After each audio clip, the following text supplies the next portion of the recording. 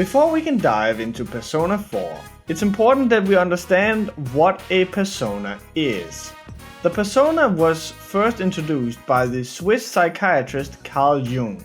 Carl Jung described a persona as a kind of mask designed on the one hand to make a definite impression upon others and on the other to conceal the true nature of the individual. In other words, the character, the you that you display at your job, is not the same as at home. When alone we have no one to impress, but in public we wear a mask, a persona, so that we might impose our desirable image of ourselves onto others. Everyone who's worked in retail knows perfectly well how you put on that smiley friendly mask even when the customer is cussing you out for their own shortcomings, when all you really want to do is slap them and tell them to shut up. In other words, the persona is there to subdue all of the primate urges, impulses and emotions that are not considered socially acceptable. And should we act out on those impulses, we'd be laughed at by society. That being said, it's not like we cannot look through this facade. When you see all those Instagram models, how they're living off of avocados and strawberry shakes and basically do nothing but look gorgeous and do yoga, you know it's fake deep down. But we still entertain this whole thing so that society might carry on as normal. The dangers about society is, however, when it becomes too much and we start identifying with that particular role and lose all sense of self.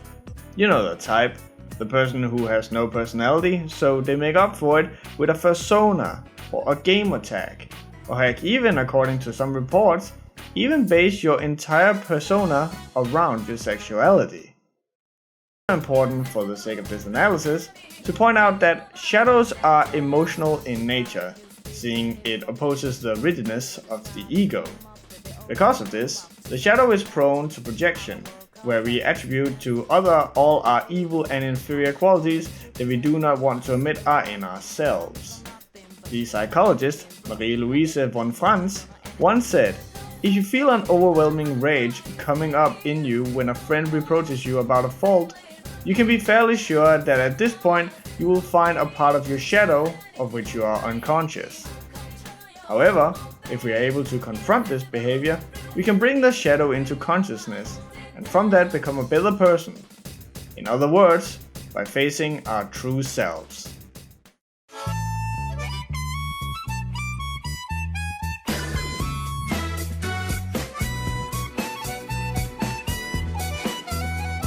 Keeping these things in the back of our mind, let us finally dig into Persona 4. Please note this episode of Show and Tell is gonna be a little different, seeing it's a game that can easily go on for several hundreds of hours, so I'll more or less just be touching on various highlights and symbolism, rather than a full game breakdown. Persona 4 is a video game by Atlus and directed by Katsura Hashino.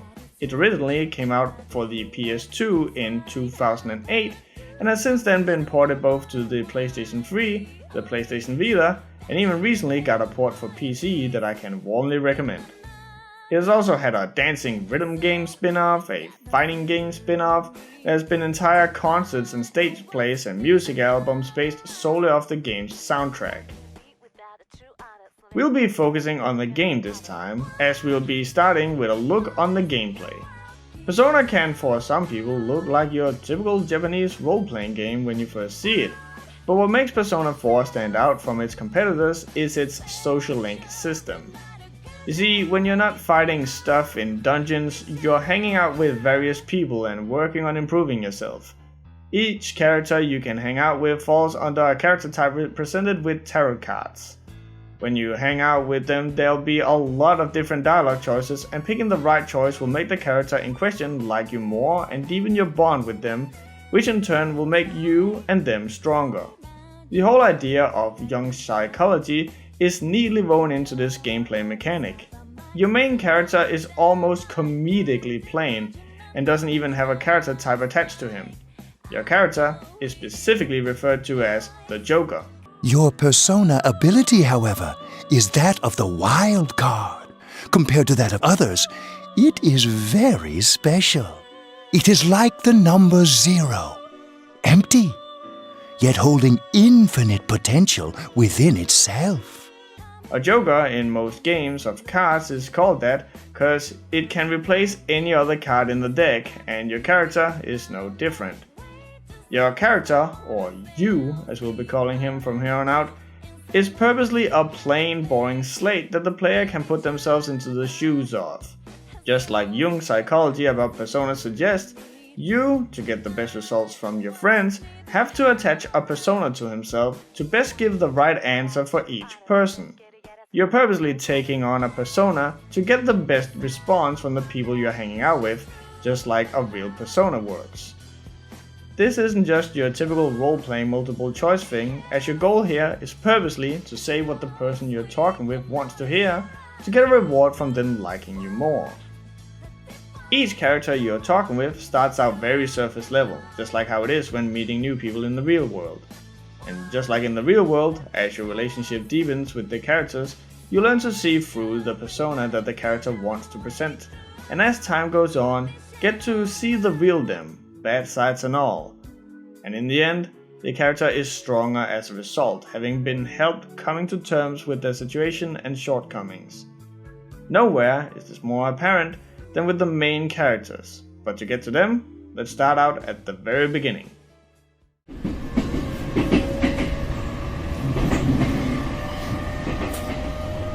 Well, I'm sure that you all know already, but at the end of this month, he will be transferring to another school. Seriously? Oh my gosh, I can't believe this. Quiet down, guys. I'm not done yet.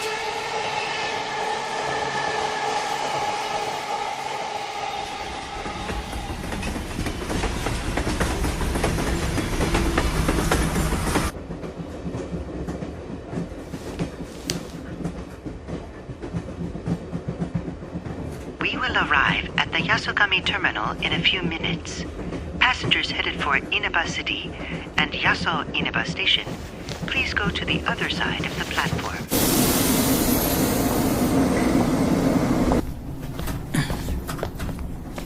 The scandal involves the Enkastar Misuzu Hiragi preparing to tour overseas. Taro Namatame, a council secretary in the Inaba region, whom she married just last year, is now under suspicion of having an affair. What's more, his rumored mistress is the well-known TV announcer, Miss Should we go soon? Yes, just about. The question on everyone's minds is how this love triangle will affect...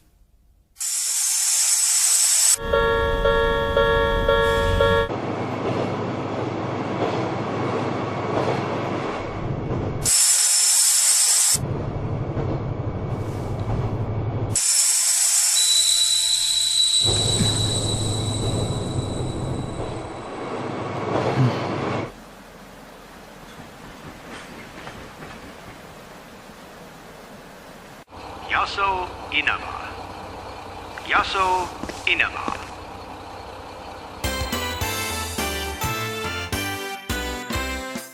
You play as Yu Narukami, who is traveling to the far-off village Inaba to stay with his uncle because Yu's parents are working. Shortly after arriving to Inaba, Yu hears about a rumor that if you stare at a turned-on TV screen at midnight when it's raining, you'll see something special. You ever hear of the Midnight Channel? You're supposed to look into a TV that's switched off, alone, exactly at midnight on a rainy night. While you're staring at your own image, another person will appear on the screen, and they say that person's your soulmate. What? For a second I thought you were actually going to say something useful. Upon trying this, Yu almost falls through the TV into another world. The TV is gonna serve as an important thematic tool throughout the game, and it only makes sense that it is a vital thing for the gameplay as well. You see, the TV is actually a gateway between the real world and the shadow world. In the shadow world is a heavy fog that makes it near impossible to see through, and now is probably a great time to talk about the most prevalent theme of Persona 4, which is facing the truth. The shadow world is filled with fog, something that obscures the sight of people. It's literally and figuratively preventing you and the characters from seeing the truth. This is also why when the characters are given glasses by the game's mascot Teddy, that they're able to see through the fog, as the glasses symbolizes a will and ability to see clearly, to see through lies and deception. This is also why the story is a murder mystery, because you have to find the truth and find the true culprit. What are these glasses for?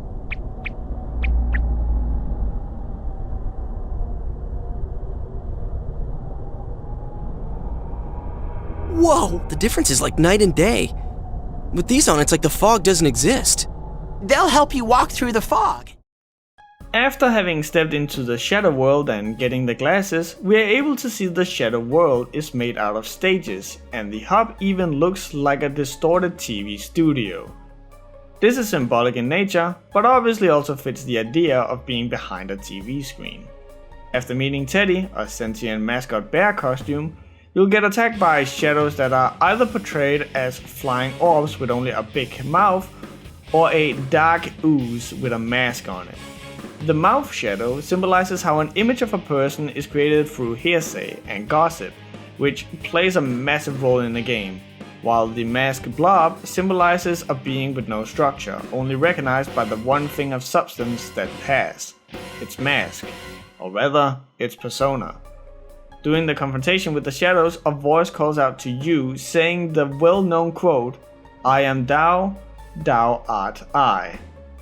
There's not a whole lot to unpack with that quote, but in the interest of no one missing anything, every time this is said, it's symbolic of the character realizing that the persona they're presenting outwards is part of them. It's not fake, it's not an act, it's just one part of them they're putting out for the public to see. You are your persona, and your persona is you.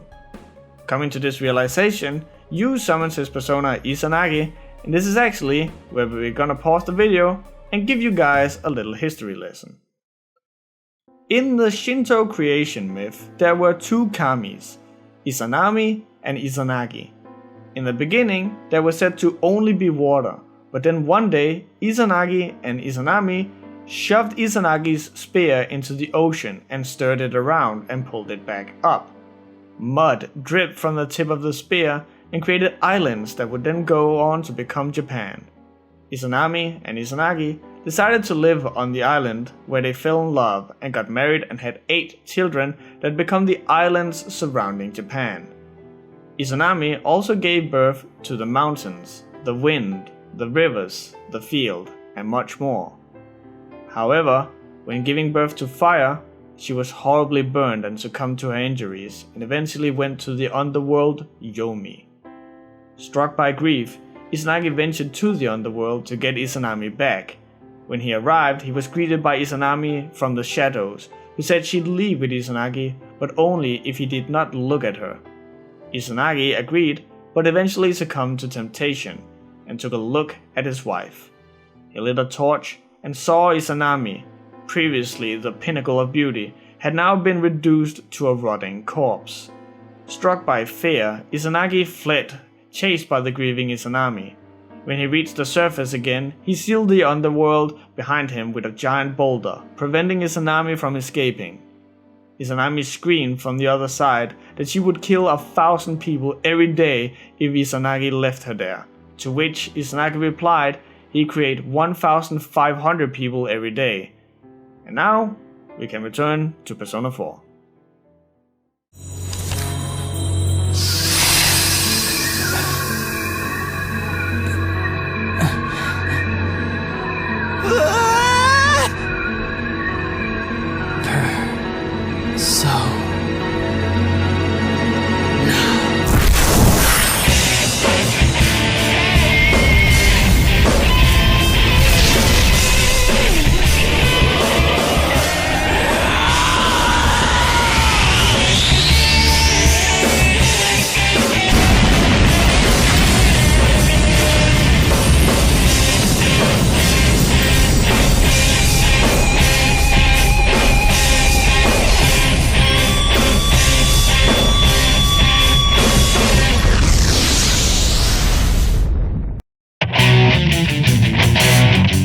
You see, you, the protagonist, wield the power of Izanagi, and the main villain of the game is Izanami. Persona has always used folklore creatures and deific beings as its main creature in its games. This is because Persona is an offshoot of the Shin Megami Tensei franchise, where God is dead and thus the void is being filled with all the smaller deific beings. And it's not by chance this game chose to focus on the story of Izanami and Izanagi. The story of Izanami and Izanagi is important to the game's themes because Izanagi couldn't stand to face the truth, both figuratively and literally. He could not accept the death of his wife, and when he came face to face with the grim reality, he chose to flee from the truth yet again. The story also takes place in Inaba, up in the mountains, far away from the modern world, to really nail home the feeling of the creation of Japan and its beauty. After awakening the persona of the protagonist, the team, currently consisting of Yosuke, Chie, and Yu, head back outside the TV into the real world, only to find short after that the girl Yusuke had a crush on, Saki, has been found dead. I regret to say that I have a terrible announcement for all of you. One of our third-year students, Ms. Saki Konishi of Class 3, has passed away. Passed away? Insisting that she's related to the TV world, Yusuke and Yu head into the TV world again, and this time end up in a dark liquor store that belongs to Saki's family. Here, we bump into our first persona Shadow, which is a copy of Yosuke but with bright yellow eyes. The Shadow states that he's Yosuke and starts explaining stuff that Yosuke doesn't want to hear. Stuff such as how he's not looking for Saki's murderer out of love for Saki, but for entertainment. Yosuke originally comes from the big city, so he's bored to death in Inaba. The Shadow goes on to explaining how Yosuke could even become a hero if he found out who the true culprit is. Yeah, right. How long are you going to keep deluding yourself? Screw the shopping district and Junes too.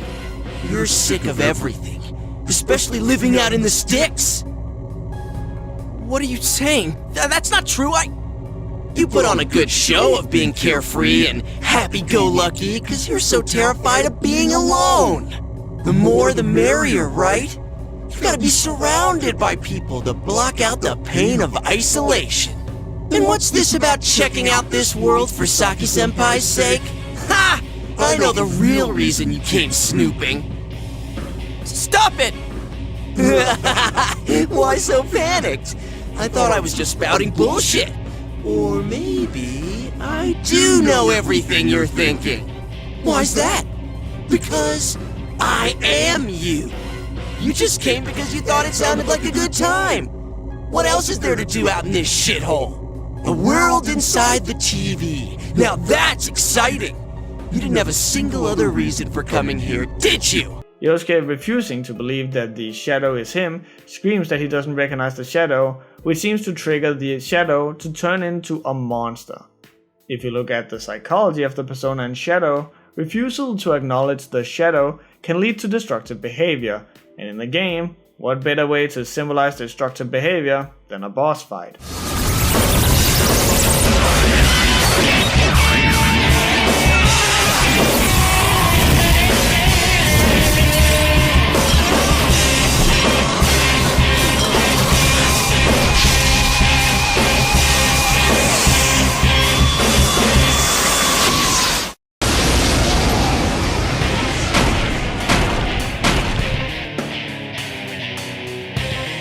I am a shadow, the true self.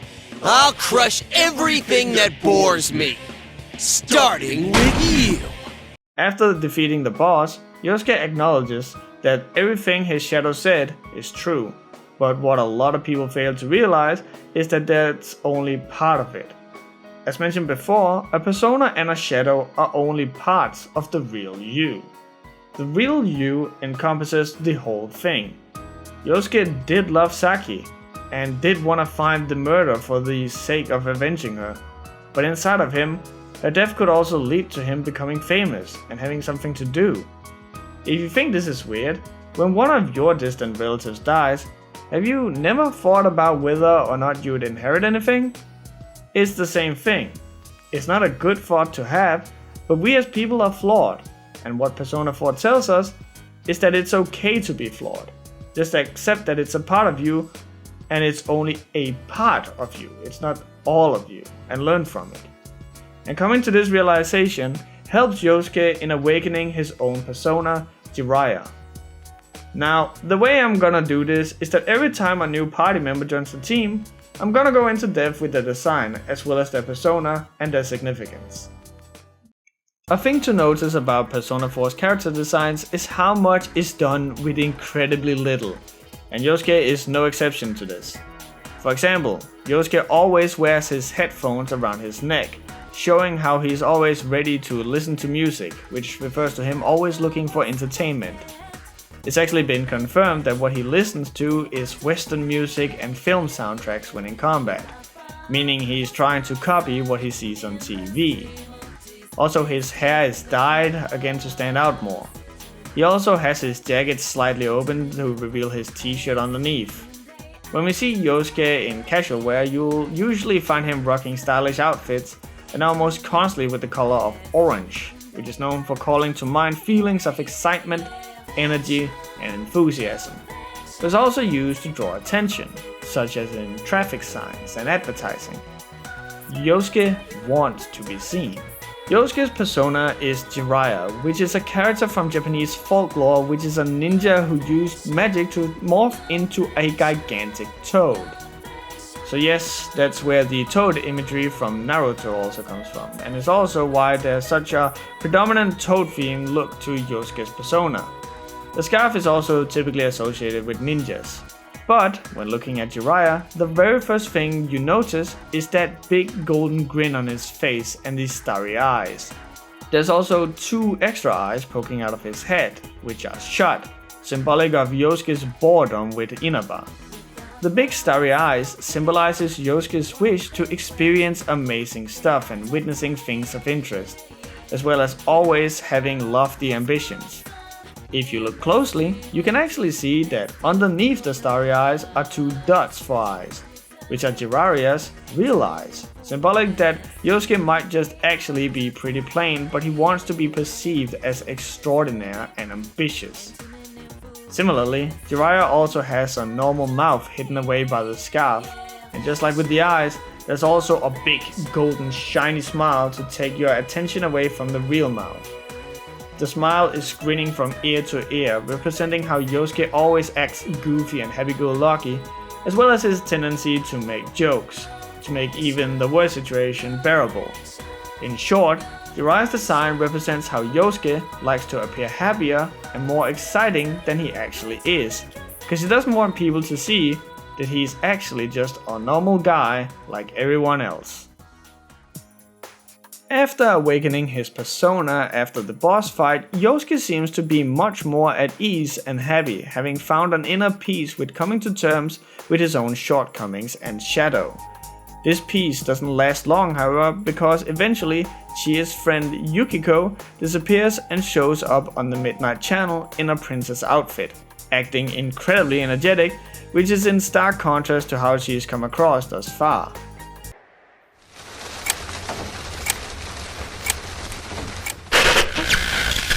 Good evening! Tonight, Princess Yukiko has a big surprise. I'm gonna go score myself a hot stud. Welcome to Not a Dream, Not a Hoax. Princess Yukiko's hunt for her Prince Charming. And I came prepared. I've got my lacy unmentionables on, stacked from top to bottom. I'm out to catch a whole harem, and the best of the lot is gonna be all mine. Well, here I go. Thus far, she seemed cold, short-spoken, and unapproachable. However, this doesn't prevent certain creepy dudes from trying. You're Yuki, right? You wanna go hang out somewhere? What? Who are you? What's up with him? What school's he from? Never mind that. He's going for Yukiko-san? Man, you'd think he'd at least wait until she's alone to make his move. I bet you a can of tappy gets knocked out. No bet. Haven't you heard how difficult the Amagi challenge is? So are you coming or not? I'm not going. fine! What did he want from me? She also now appears to be starring in a dating show and even says she's gonna score herself a hot stud. During their search for Yukiko, Chie shows how obsessed she is with Yukiko's safety and spearheads the group's approach into the TV world to enter the very same castle Yukiko appeared in front of. Eventually, they bump into Shadow Chie, who confesses she loves hearing how Yukiko feels worthless without Chie there to help her. Yukiko! Chie was the only one who gave my life meaning. She's bright and strong, and she can do anything. She has everything that I don't. Compared to Chie, Chie protects me. She looks after my worthless life. And I don't deserve any of it. Chie is so kind. Yukiko, Are we talking about that, Yukiko? She says I'm protecting her! She says she's worthless! That's how it should be, right? What are you saying? Yukiko's so good looking, so fair skinned, so feminine. She's the one all the guys drool over. When Yukiko looked at me with such jealousy, man, did I get a charge out of that. Yukiko knows the score. She can't do anything if I'm not around. I'm better than her. Much, much better. She mentions how Yukiko is damn near perfect and possesses all the feminine qualities that Chie lacks. So she's loving that someone like her can be jealous of Chie. Obviously, Chie denies this is true and isn't part of her, which makes Shadow Chie run amok and turns into a monster resembling a woman in dominatrix outfits sitting on top of a pile of people. This symbolizes Chie's feeling of superiority when she gets to be on top of those beneath her, reflecting the enjoyment she gets out of her best friend needing her. After defeating the Shadow and vowing to overcome her own inferiority complex, the Shadow awakens as Chie's persona, Tomoe. It's no wonder Chie's primary color is green. It's both a happy color symbolizing vitality, which Chie has in spades, but also symbolizes jealousy, which she feels for Yukiko. Chie's school uniform is her using her athletic jacket, which is adorned with several decorated pins, which includes a smiley face, reflecting her happy personality. Even during the summer, you can find her with her jacket wrapped around her hips. Underneath her skirt, she also has compression shorts, reflecting her sporty personality, that she is always ready to exercise. Even her normal summer outfit consists of a green tank top and colorful wristbands. Everything about Chie is practical and happy, all complementing her happy attitude and interest in sports. She's by no stretch feminine and works as a great contrast to Yukiko. Tomoe was a female samurai during the time of the Genpei War. No one really knows what happened to her, and as a result, she became a thing of legends. This element can be seen in Tomoe's design with her sarashi, the armored belt, and her naginata. The very first thing that most people are bound to pick up on is Tomoe's yellow and black tracksuit, which was worn by Bruce Lee in the movie The Game of Death, symbolizing Chie's love for martial arts. This same motif can be seen in Tomoe's body, as it's very muscular. Tomoe also wears battle gloves and combat boots, referencing Chie's interest for the practical over the fashionable. The most important part of Tomoe, however, is her helmet. When looking at Tomoe, there's no doubt it's a girl, yet a pair of lips have been painted on the visor of the helmet with lipstick. This symbolizes Chie's insecurity of her own femininity. She is afraid of being seen as a guy or being too masculine because of her hobbies and interest in sports and martial arts, and wishes to remind people she's still a girl by doing something as silly as painting feminine lips on the visor of a helmet. Tomoe, in other words, resembles Chie's masculine interest, but Chie is well aware of how unladylike that might make her appear, and thus, perhaps caused by her inferiority complex, she goes through extra lengths to highlight her feminine traits. Afterwards, the team continues their trip through the castle to save Yukiko, and during the venture through the castle, you get some insight in Yukiko and her mindset. I hated my name. Yukiko. Snow. Snow is cold and it melts quickly. It's transient. Worthless. But it's perfect for me. Apart from inheriting the inn, I'm worthless. Still, Chie told me that red looks good on me.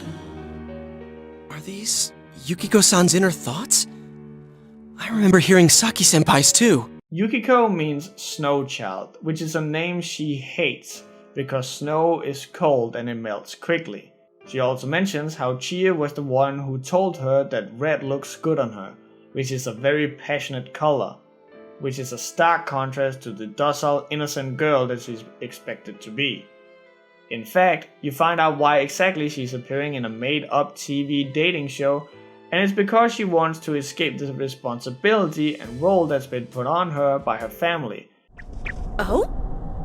Ooh, what's this? 3 princes are here to see me. My.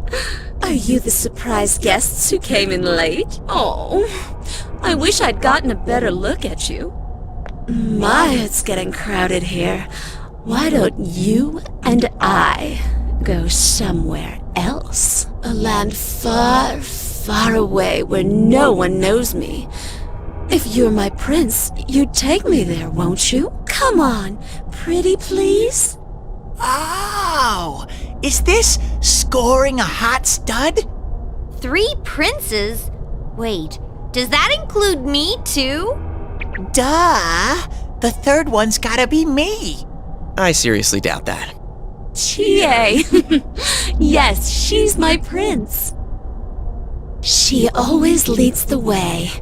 Chie's a strong prince, or at least she was. Was? When it comes down to it, Chie's just not good enough. She can't take me away from here. She can't save me.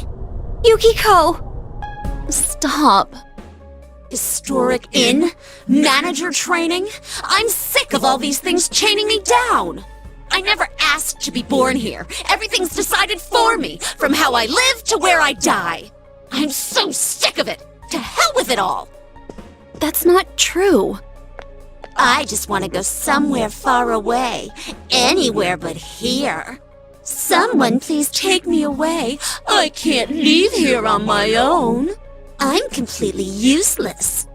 Just like in fairy tales, she wants someone to come and save her from her evil family and take her away.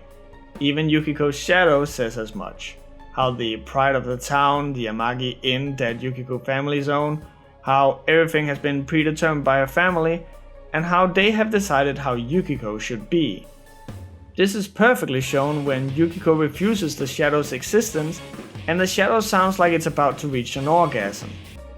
How dare you? That's how I really feel. Isn't that right, me? No! Stop! Don't say it! No! You're not me!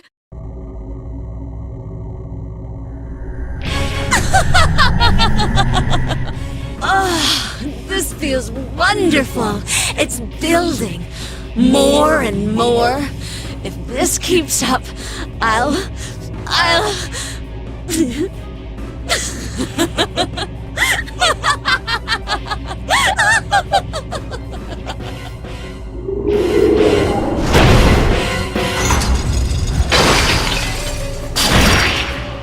Yukiko always appeared prim and proper, and here she doesn't even worry about how this may be interpreted as sexual, which is great taboo in Japan. After this, the shadow turns into a bird escaping its cage, obviously symbolic of Yukiko wishing to escape the role she's been put in by her family. The cage here refers to the inn that she's forced to stay in and keep going to the next generation. The bird is also completely red, showing how it's fueled by raw emotion. But just like every other boss, this one is defeated and turns into Yukiko's persona, Konohana Sakuya. I try and keep personal thoughts out of these videos, but I need to stress that when I saw Yukiko change, that's when I knew Persona 4 was something different. Yukiko, when you first see her, is everything you think of when you think of the cool, cold school princess. Perfect grades, the black hair, the stone-faced beauty, and her short-spoken nature. But when you get to know her, you realize that her bright red sweater and subsequent red day-to-day outfit symbolizes just the sheer passion and energy that's inside of her. Despite her behavior and proper dressing, red is actually a very daring color. It stands out more than most other colors. It symbolizes that behind the cold facade that Yukiko might first show off, there's a person of great warmth and energy. And as we see after the castle, we see her being quick to laugh and do dumb quirky things.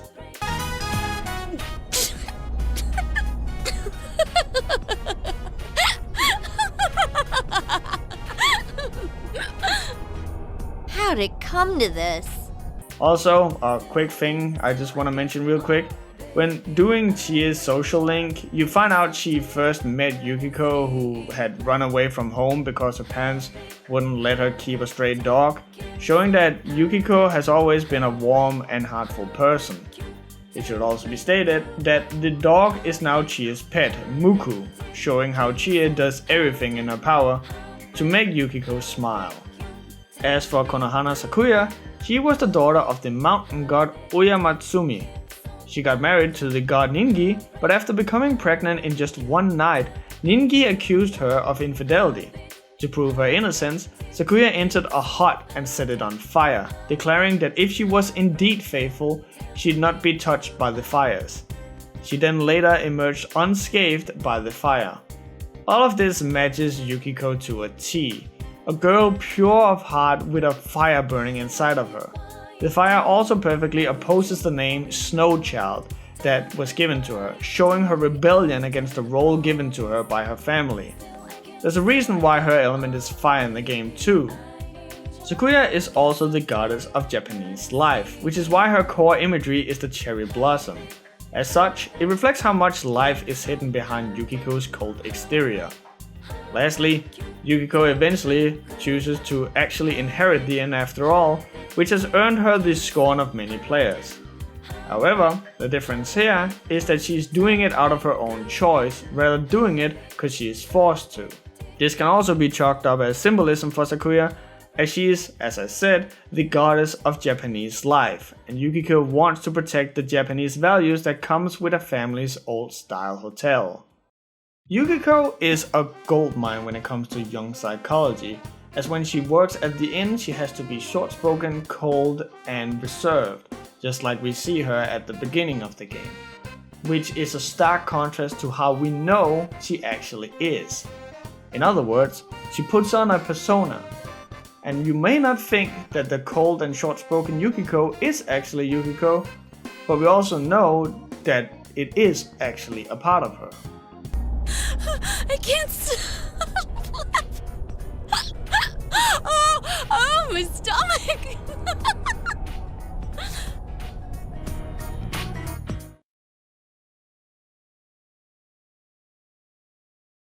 Yukiko decides to join the investigation team in the hopes of finding out who the culprit is who's been killing people and strewn them all over Inaba, hanging out for high places.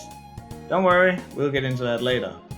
Some time passes and a new support comes up, showing the character Kanji after he's been fighting a biker gang.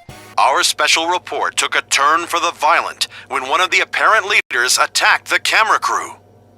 The hell are you punks doing here? That voice. This ain't a show! Get bent! Still up to the same old tricks. Do you know him, Dad? Well, I know him through work. His name's Kanji Tatsumi. He's quite a handful. He's been crushing biker gangs in the area since middle school, but I thought he'd got into a high school and started attending class. Man, that blur sure is pointless. It's completely obvious who it is. The guy's family runs a historic textile shop. I think what happened was he crushed the local bikers all by himself because the noise kept his mother up at night. It's a nice gesture, but he's way too violent. At this rate, his mother will have to apologize again. And sure enough, shortly after, Kanji shows up on the Midnight Channel. Let's pause here for a moment and talk about the importance of the TV in the context of Persona 4. As stated before, personas are all about the image you present outwards to the world. As of such, it wouldn't be a stretch to say that you put on an act. And what better place to put actors than on a stage on TV? Yep, that's why in the TV world things all look like stages. You're basically performing. It also helps making a rather unintrusive message about how TV helps shaping how we see people in the real world. As you'll quickly come to find out, hardly anyone presented on TV are actually shown the way they actually are. Yukiko's family was shown on TV, who of course act all prim and proper. Kanji is shown on TV being an evil good-for-nothing hoodlum, and we'll soon come to find out that that's not him at all. And whenever we see the Midnight Channel, it's taking all of the different characters' suppressed emotions and dialing it up to 11, just like how reality TV is. If you've ever seen reality TV, you will often find how people are crying and screaming over the smallest thing. It's TV, so they're dialing it up to 11. Same thing when you watch influencers on the internet. Whatever lifestyle they choose to share is not necessarily what they actually live. You ever heard about a model with a gross infection, upset stomach, or an off-kilter view on the world? Nope, it's all an act.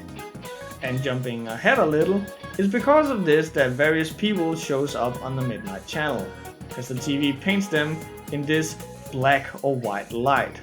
All eyes on them. It should be stated that before people fully appear on the Midnight Channel, there's some rough images on TV a few days prior, giving an idea of who the next victim is. As of such, the group decides to tail Kanji from afar, believing the Midnight Channel is out to get him. Here, they see him talking with the character Naoto, a boy detective. Here we see Kanji confused about Naoto's interest in him, and it's clear that he's struggling with this because Kanji thinks Naoto, whom he believes to be a guy, is romantically interested in him. Did he say he was interested? He's a guy, and I'm a guy, but he's interested in me? Huh? What the hell are you pricks looking at? When probed by this, Kanji acts violently, taking any word out of context that he thinks might be targeting his sexuality, showing how unconfident he is with it. Look, we weren't planning on getting in you guys' way, and there's nothing strange about it either. Strange? Why can't you keep your big mouth shut? Whoa, wait! Damn it! This ain't what you think! You got it all wrong! Hey! Are you listening, damn it? It seriously ain't like that! Shortly after, he appears on the Midnight Channel acting comedically overly gay in a show where he's about to investigate a bathhouse. Hello, dear viewers. It's time for Bad Bathhouse. Tonight I'll introduce a superb sight for those searching for sublime love that surpasses the separation of the sexes. I'm your host, Kanji Tatsumi, serving you this scandalously special sneak-in report. Goodness gracious, just imagine the things that might happen to me there. Woo! Well then, let's get this show on the road. Toodaloo!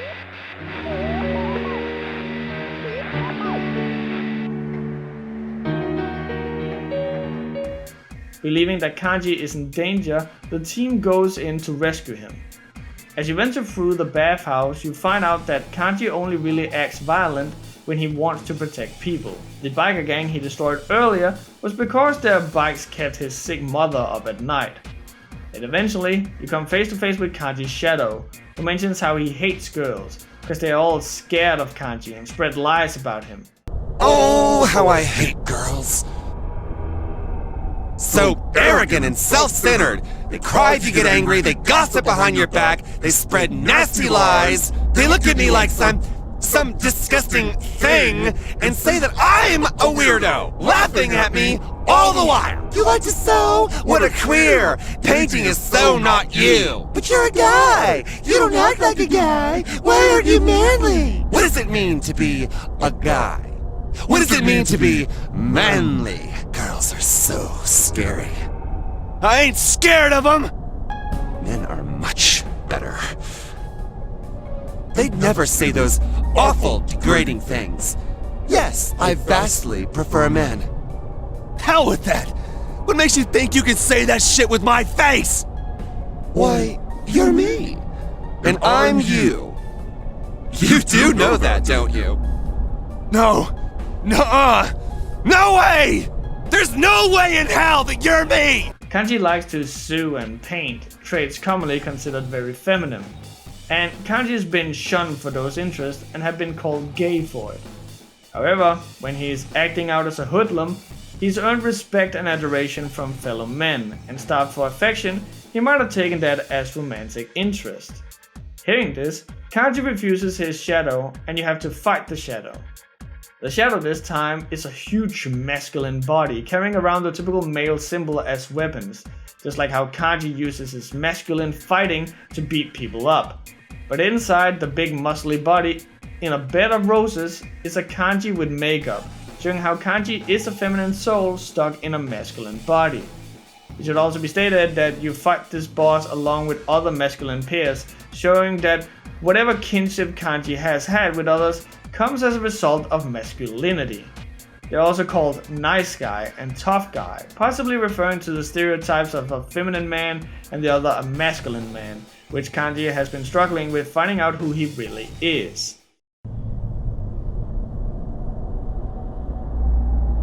Damn it. Kanji-kun! Wait, Yukiko, something's wrong. It's still coming at us! Kanji is still rejecting it! Well, I can't blame him with this many witnesses. Such a passionate approach. What? I think that you three would make wonderful boyfriends. Stop it! You got it all wrong! Enough. Stop! What the hell are you blabbering about? I don't care who! Won't someone? Anyone please accept me? Stop it! Accept me for who I am! Whoa, whoa! I really don't swing that way! I said stop it! I can't believe something like this is inside me. Kanji, you're... Yeah, I know. I've known all this time I had something like you. It ain't a matter of guys or chicks. I'm just scared shitless of being rejected. I'm a total pansy who tries to make everyone hate me. When the fight ends, Kanji admits that everything the shadow said was true, and that all he wants is to be accepted for who he is, as a guy who likes stuff that people think is girly. I already know that you're me. You're me. And I'm you, damn it.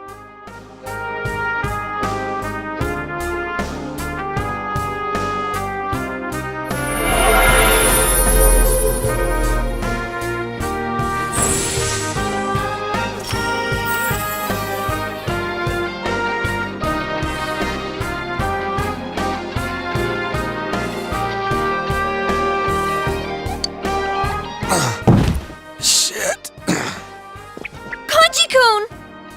Let's get him out of here.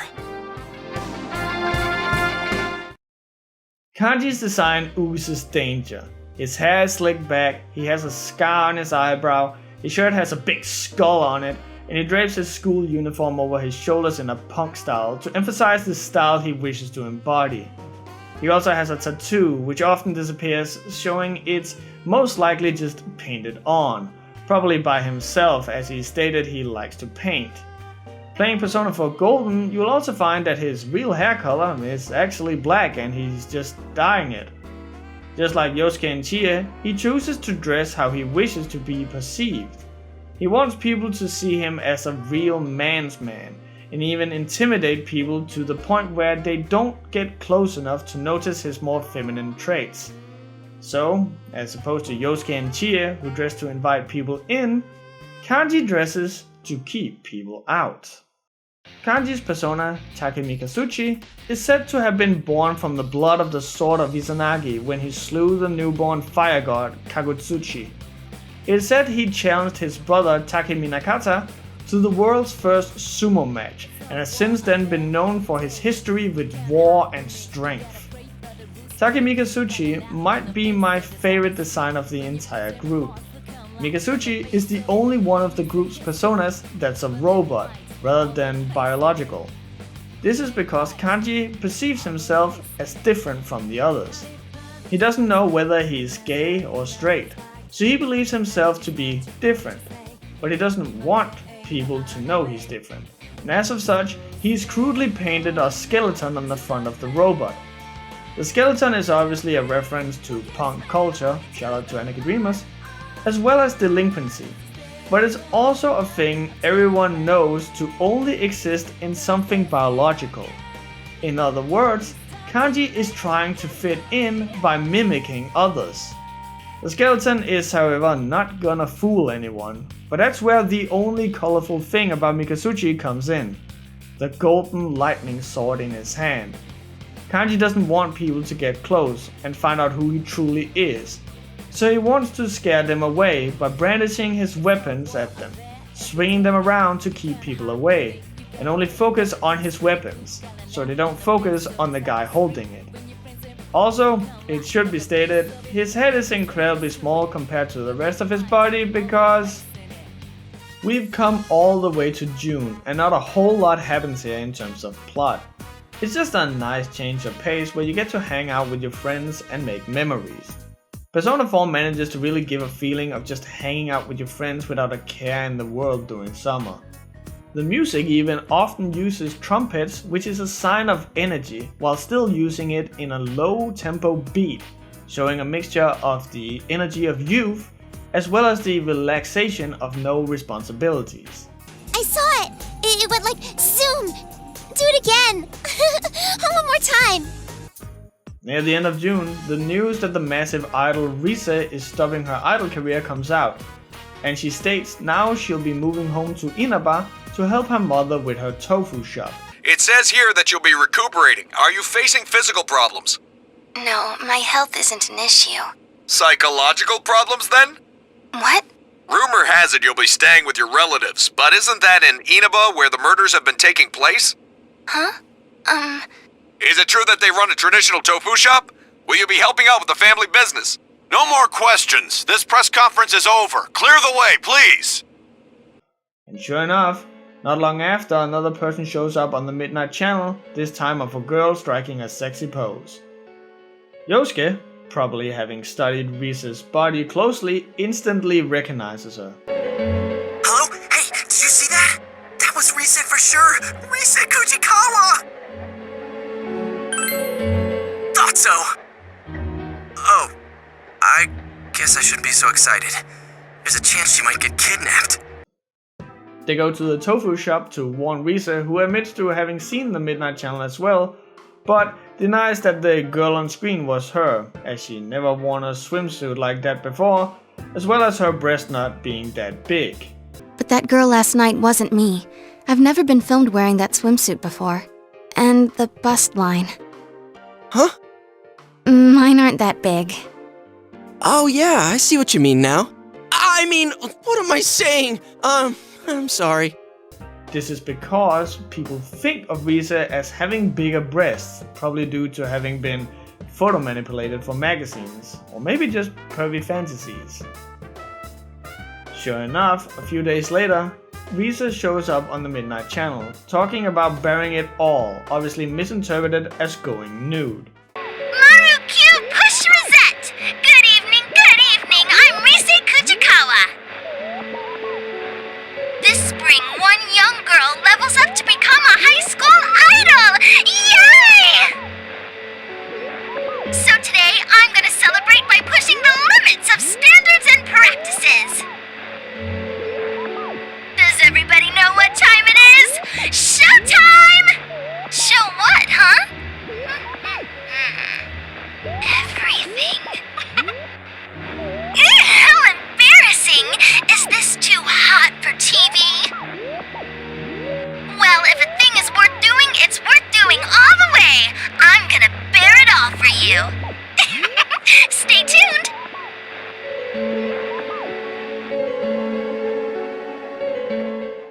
team heads inside the TV to save Reese and end up in a strip club.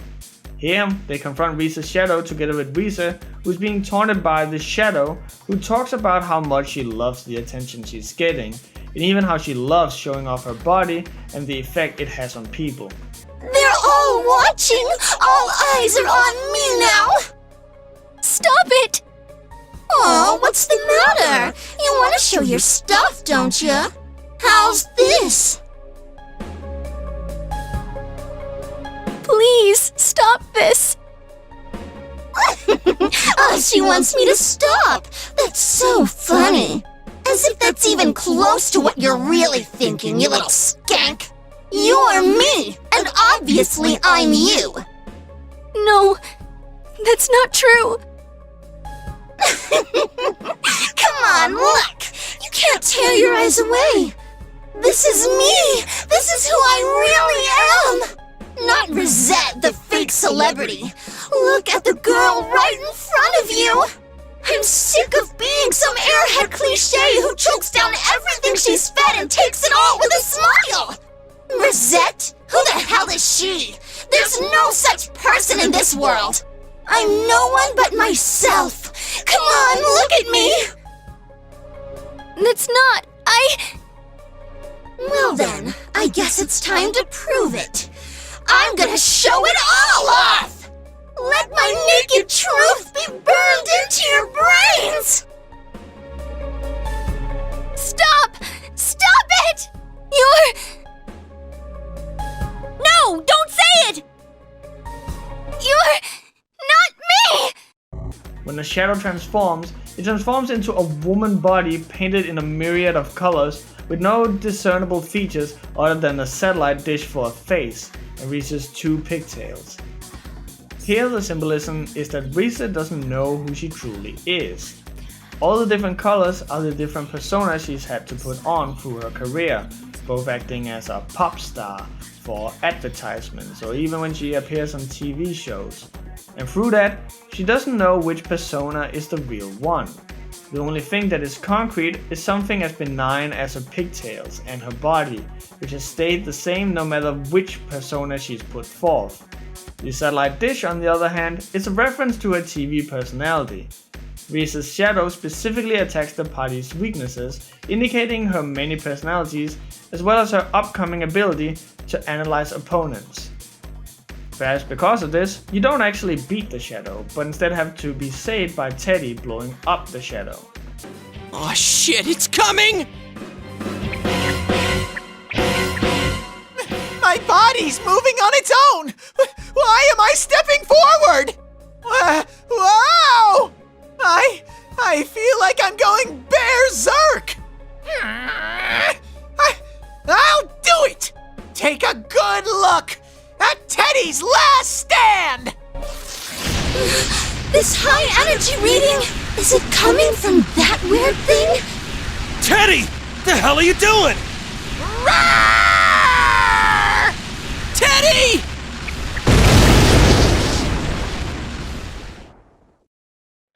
This, however, gives way to a new boss, being the shadow of Teddy. Here the design is a big bear-like Teddy poking out of the ground. The only real thing worth speaking of here is the most discernible thing about him, which is how close he is to the real Teddy.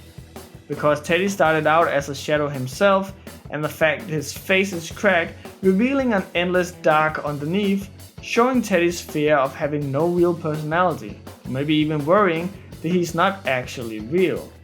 But after defeating him, both Reese and Teddy gets a new persona, so let's check them out. Starting with Reese, she has one of those designs that just oozes fashion. She's the only one of the girls who actually wears the school uniform proper, except for a turtleneck and long stockings, reflecting how she wants to be a normal schoolgirl.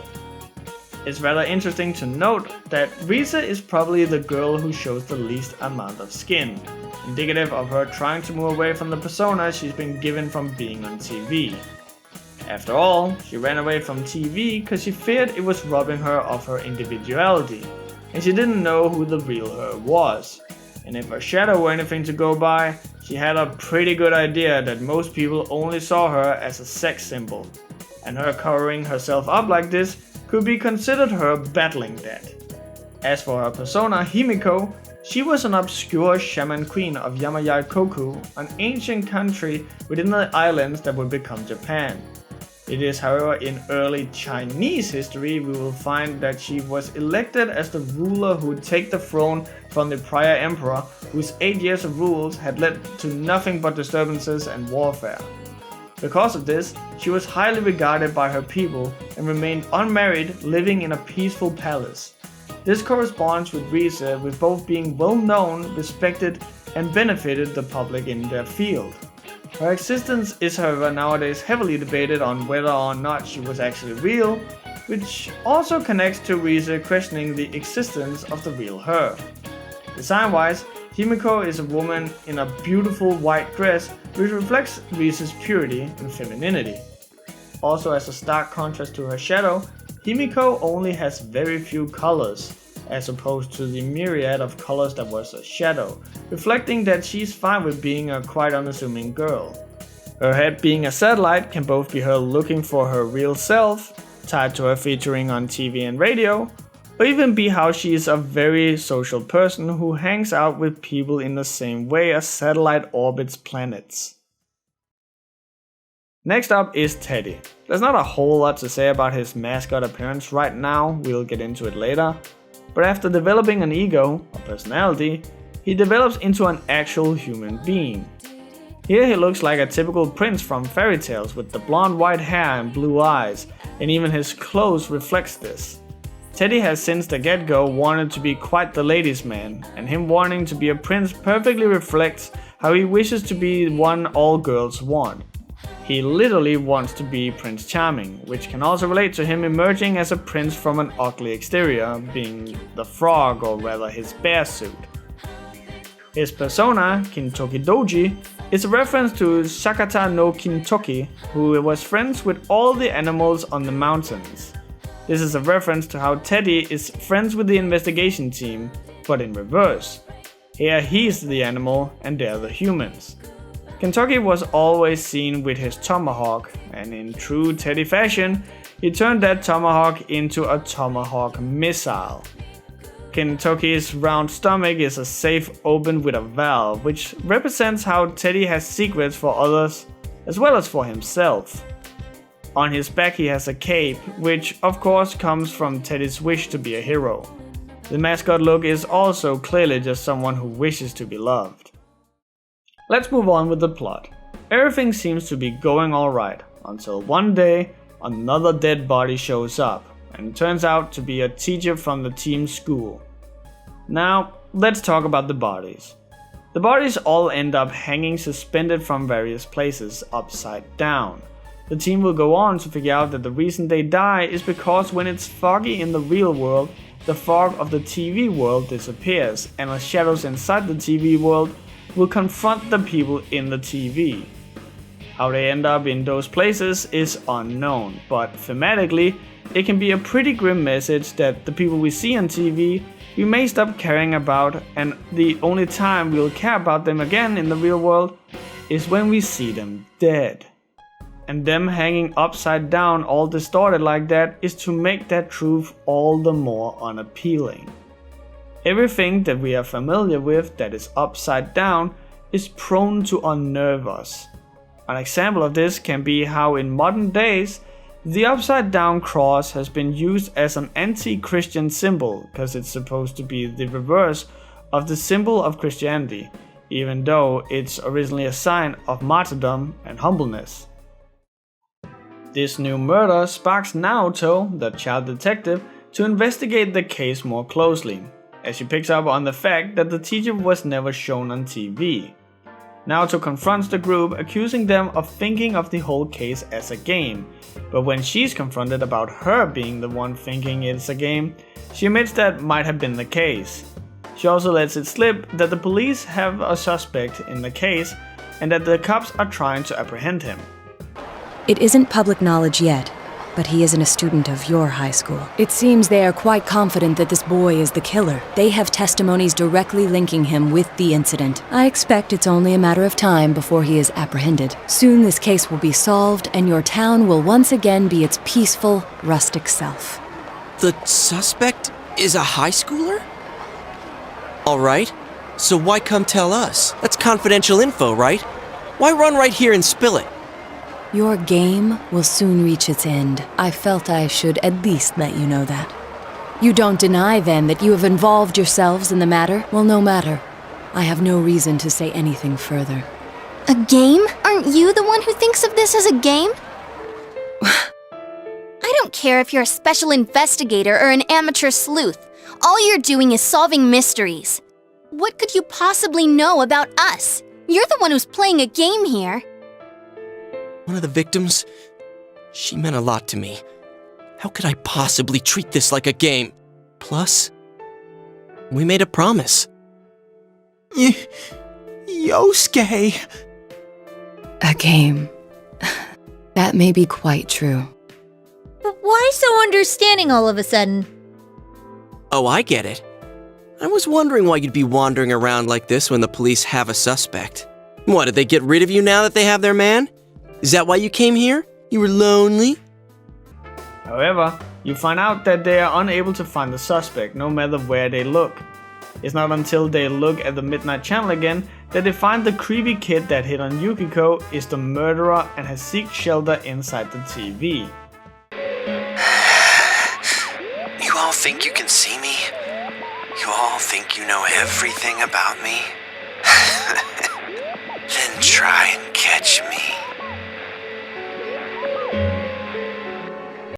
When we first meet the weird kid, Mitsuo, he's trying to hit on Yukiko, but when he is inevitably shut down, he cusses her out. So are you coming or not? I'm not going. Fine! Just by this small interaction, we know that Mitsuo probably doesn't have a lot of friends, as no one would like to have such a venomous personality hanging around them. When you enter the TV, you also find his dungeon being heavily themed around video games, showing us he's probably a guy who spends all his time cooped up playing video games. This is actually related to him being the first person who actually enjoys it inside the TV. Mitsuo is not the real killer, but he kills King Moron, the teacher, earlier. But why? Because he wants attention. Same reason why he's thriving inside the TV. He knows about the Midnight Channel, and he's seen how all the kids that's shown up on the channel has ended up becoming friends. Not least of all with Yukiko. Look! There he is! You, Mitsuo? You better be ready to pay, you bastard! Wait, Kanji, something's not right. Everyone gets on my nerves! That's why I did it! What do you think of that? Say something, damn it! Nobody even thought of me after the first two people. That's why I went for the third one. I killed them! What are you all quiet for? Because I feel nothing. What are you talking about? Makes sense, damn it! What the? Which one's the shadow? I have nothing. I am nothing. And you are me. What? What's that supposed to mean? I'm not nothing! No! If this keeps up... Who are you guys? How'd you get in here? Damn it! Who the hell are you? What are you doing here? Shut the hell up! We came after you! Are you the killer? Of course I am! I'm the one behind everything! I don't give a damn what this imposter's saying! You hear that? You have nothing to do with me! Get out of my sight! That goes for the rest of you too! Why'd you chase me all the way here? I'll kill you! I'll kill all of you! I can do it, you know. I can do anything! So you don't accept me? What the... Ah!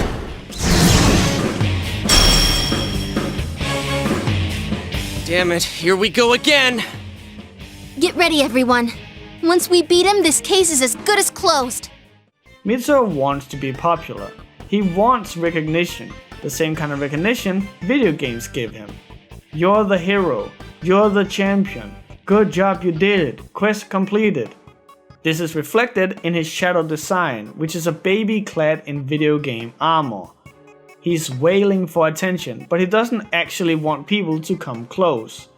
So the video game both seal his cries away, as well as keep people from seeing his true self. This is furthermore proven when the boss is defeated and for the first time, someone actually fully agrees with the shadow, rather than the others who acknowledge it as a piece of them. As of such, Mitsuo doesn't awaken a persona, and is kept in his delirious state. Finally awake, huh? You've been a major pain in our ass. What the? You guys? Who the hell are you guys? Rescue me? The police are after you. They think you're the one who killed King Moron and the other two. So, are you the killer? All the cases, all on me. That's right, I did it! You piece of shit! And not just that bastard Muraoka! That stupid announcer! And the Konishi bitch, too! I killed all of them! It was all me! Where'd it go? What's going on? It's gone. Frickin' monster disappeared. Take that, son of a bitch! Hey! He's exhausted. We need to hurry and get him out of here. Despite Mitsuo having claimed to be the real killer, Naoto is not satisfied with the outcome and enrolls into Yasogami High to keep a watch on affairs, seeing she's catching on to the investigation team. Well then, it's your turn now. Straight answer, please. What is your true involvement with the murder case? You know, you're so good at killing the mood that it's almost funny. Well, we go rescuing people who've been kidnapped by jumping into the TV. And then we do stuff like Persona! With our personas and beat the crap out of shadows. You idiot! Are you making fun of me? Dojima, your uncle and local police detective, even tells you to be nice to her, seeing she's been raising a bunch of issues at the police station.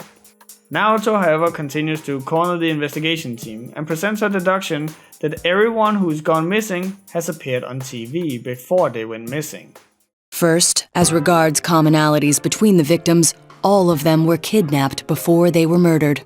The victims were all locals who had been the focus of recent media attention, becoming suddenly well-known. That is the most likely scenario. I don't believe there's anything intrinsically unique about the victims themselves. Haven't you all come to the same conclusion?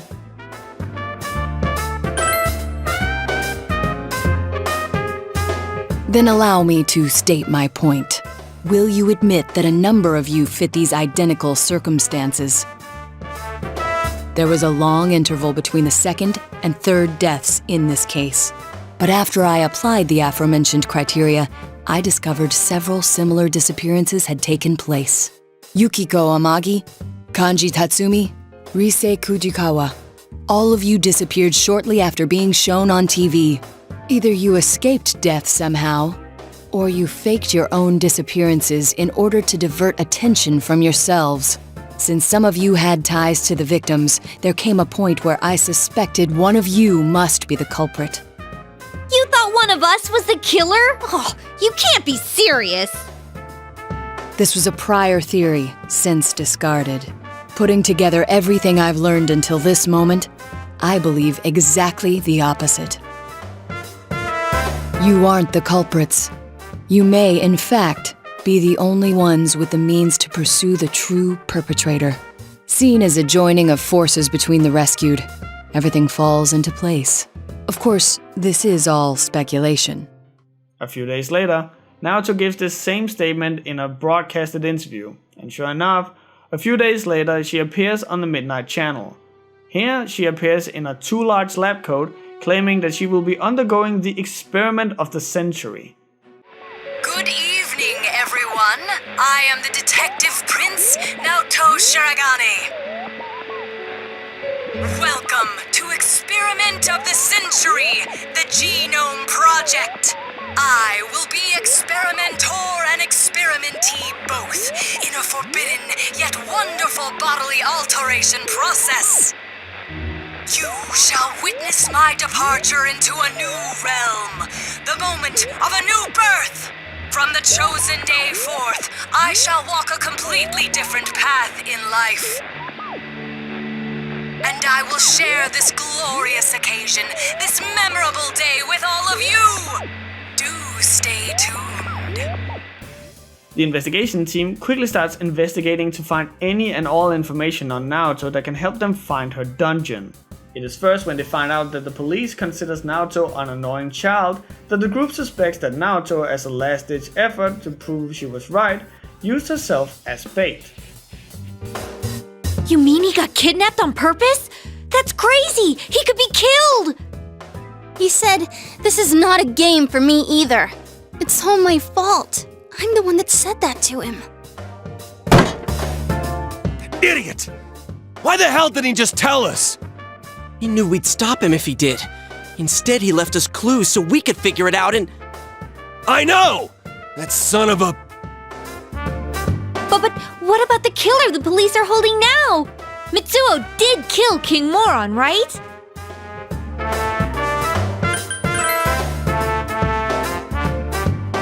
Wait, didn't Naoto-kun mention this? Something about Mr. Muraoka's case being different from the other two because the cause of death was certain. Then is King Moron the only one Mitsuo killed? That'd explain why there were no signs of King Moron being thrown into the TV. The killer didn't change his methods for King Moron. It just seemed that way because it was done by someone else. Then whoever kidnapped Naoto-kun, that's the real killer? Armed with this information, you find her dungeon in the shape of a secret agent's laboratory. This lab reflects Naoto's childish mind. Naoto always tries to prove how mature and cool-headed she is, which is the persona she tries to show to the world. But inside, she is well aware that she is too young to be like the ace detective she has seen on TV and in mangas. Once you finally encounter Naoto in the operating room, you see Naoto talking with her shadow.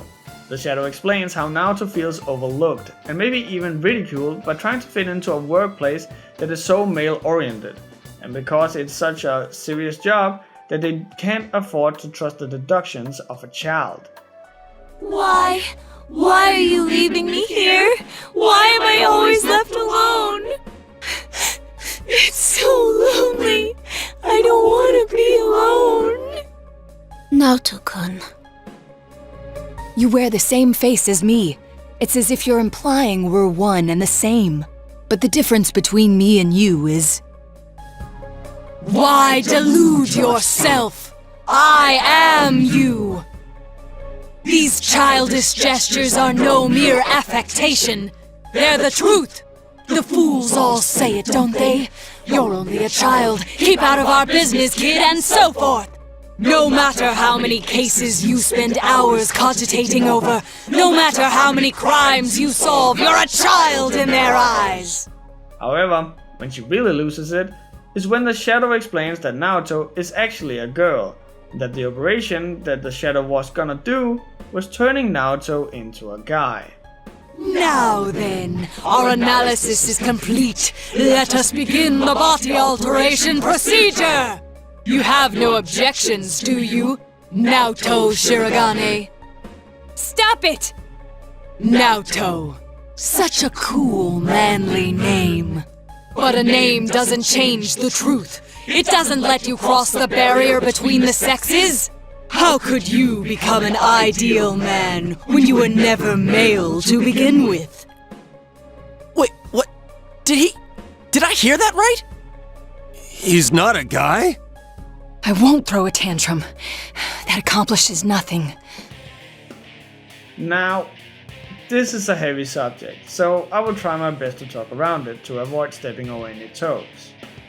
Naoto's idols and role models are the detective from fiction. The detective that'll just come in and solve everything.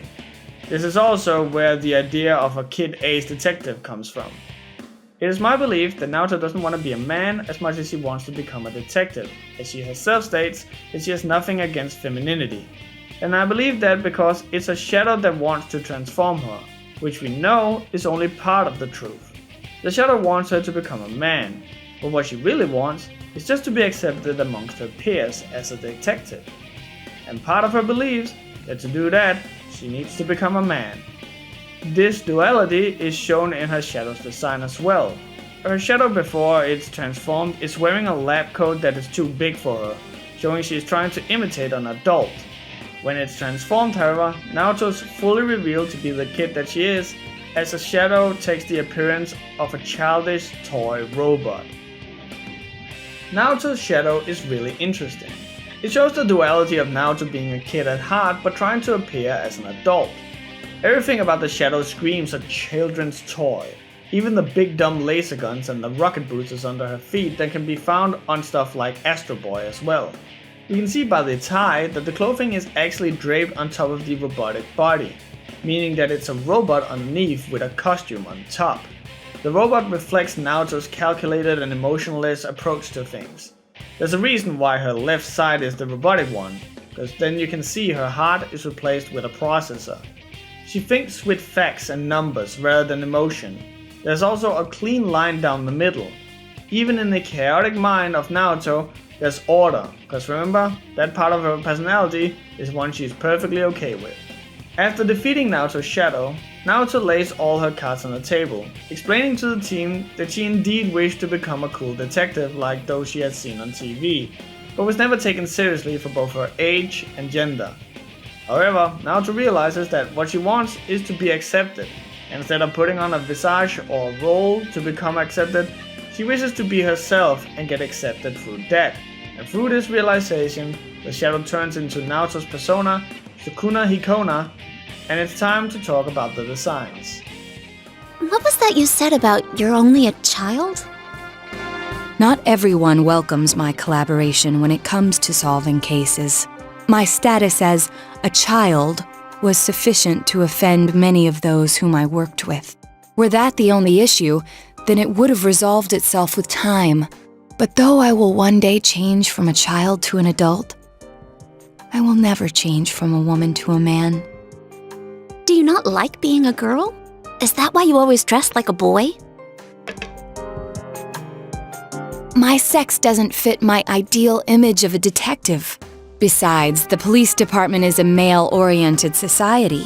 If they had the slightest concrete reason to look down on me, no one would need me anymore. You don't know that. Hey, you must know already that what you yearn for isn't to become an adult or become a boy. You're absolutely right. I'm sorry. I kept ignoring you, pretending you didn't exist. But you are me. And I am you. You've always been inside me. What I should yearn for, no. What I must strive for isn't to become a man. It's to accept myself for who I really am. Naoto is the shortest member of the investigation team, by quite a lot actually. It is further shown by her being the same age as Kanji, who's the tallest, to really juxtapose her height, which helps giving the idea that she is indeed a kid. You wouldn't have gotten the same understanding of her plight if she was as tall as the rest of the people around her. Naoto's primary color is blue.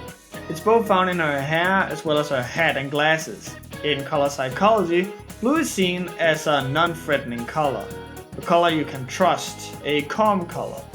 This is why you see the color on things such as PayPal, Windows, or Facebook. It's interestingly enough also a color used to show tradition and being conservative, which is the exact thing Naoto fights against. It's also the typical male color, and when it's the color used on Naoto's detective hat, it's clear it's referring to that of the male detectives. In terms of dressing, Naoto is often found dressing prim and proper. There's little to no accessories, which fits her pragmatic personality. The only accessories you'll find her wearing are her tie, hat, and this string here. All there to help giving the idea of a detective and being professional.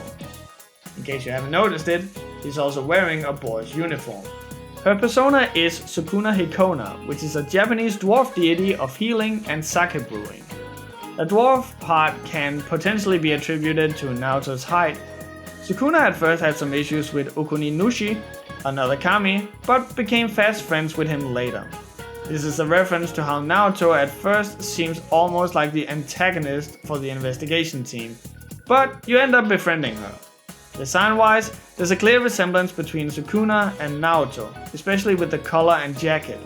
There's also a striking Kamen Rider feel to it, which references Naoto's passion stemming from TV and other fiction. All of Sukuna's limbs are also covered in what looks like bandages, or rather, a thing called sarashi, which is used to tie one's breasts down to hide them, reflecting how badly Naoto wants to hide that she's a girl, considering that the sarashi is covering the entire body of Sukuna. Sukuna also has wings similar to that of a butterfly, showing that behind the masculine cocoon is a beautiful girl ready to come out. However, most prominently on Sukuna's design is the sword that's almost twice as big as Sukuna is. I'll be doing more show and tell videos in the future, so just to make this easier for the future as well, swords in almost all types of fiction is almost always symbolism of manliness. And here, it's no different. The big size of the sword and the fact that it's a big glowy energy sword is to make sure that that's what people pay attention to, as if saying, look at me, I'm a man. Now that the last party member has joined the team, it's time to talk about something that's prevalent in both this game and Persona 5 as well. Whenever a character faces themselves, it gives birth to their persona. They are typically drained and have to rest for a while. This is both for video game purposes, but it's also rooted very much in reality. As I'm sure everyone who's gone to a psychologist can agree, once you're done with such a session, you're just completely drained. Soul searching and facing your own demons are incredibly mentally taxing, and the game incorporates this as part of its gameplay. That after having done the hardest soul searching these characters can possibly do, they'll be out of commission for a while. First, I heard the doorbell ring, but when I opened the front door, I saw no one there. Just as alarm bells sounded in my mind, someone grabbed me roughly from behind and covered my mouth with something. Immediately afterward, I was put into something like a sack and most likely carried on the culprit's shoulder. Wow, how could you remember all that? The culprit seems to have used a chemical to incapacitate me, but luckily I wasn't completely unconscious. I had been expecting a trick along those lines, so I was somewhat prepared. And of course, I was desperate to gather as much information as I could. No wonder you're an ace detective! That ain't something to be proud of. You are too damn calm about all this. Judging by their actions and body type, I'd say the culprit is definitely a man. I heard no conversations or voices, so I believe he is acting alone. It's after that that things get murky. I felt a single impact, which I assume is when I was thrown inside the TV. But the time from kidnapping to that point seemed too short. It was a matter of minutes. So you were immediately thrown inside the TV after being kidnapped. Oh, could there have been a TV on the side of the road? Regrettably, my memory from there on is a blur. I see. But man, the killer came right up to the door and rang the bell? That's just crazy. Once Naoto is back on her feet, she proves just how good a detective she is by giving the team valuable information that she found out during her kidnapping. Come October, Yu receives a note warning him not to rescue any more people.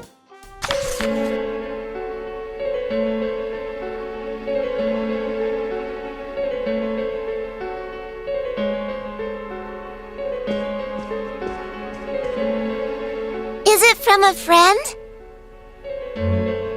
Oh, my show is almost done!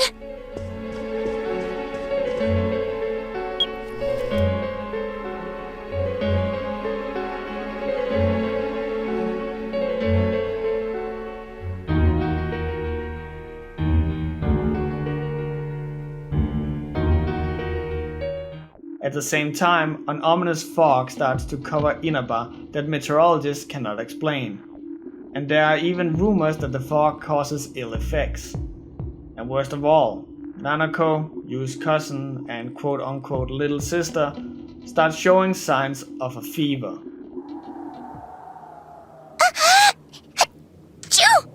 My head hurts.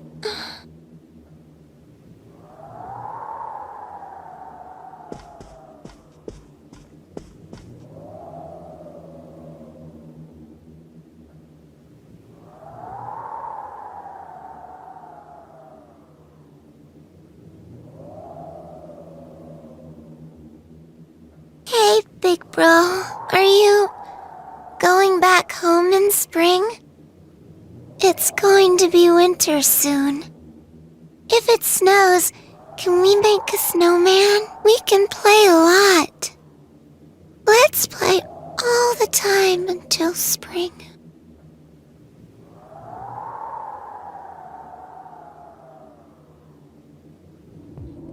This is where things get really serious, as Yu receives another letter threatening him that someone close to him will die if he tries to rescue them.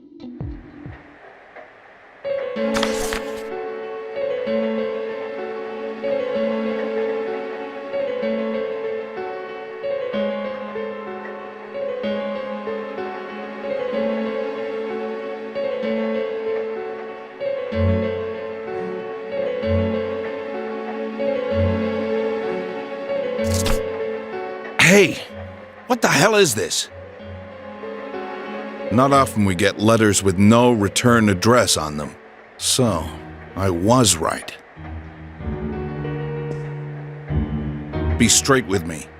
You're involved in the case, aren't you? What are you up to?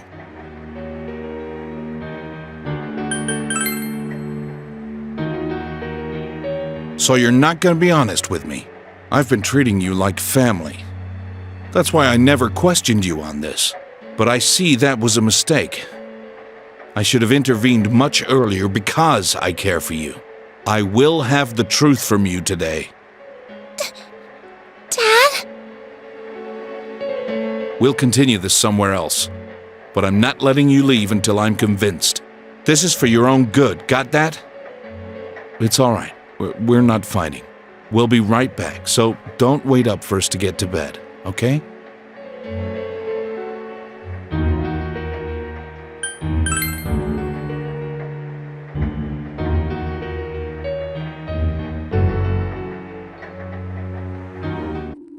Dojuan spots this letter, confirming his suspicion that Yu and his friends have something to do with the whole thing, and thus brings Yu down to the station. And upon not believing Yu's explanation about the TV world, personas and shadows, he leaves him in the interrogation room.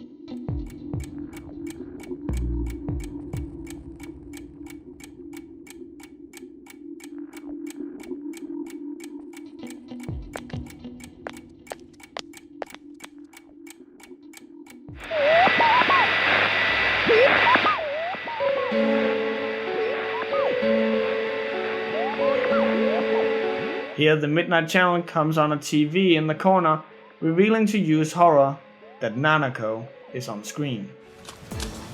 Wasn't that Nanako-chan on the Midnight Channel just now? How could it be her? I know what you're thinking, but Nanako-chan does fit the pattern. She wasn't seen, but she was heard. What?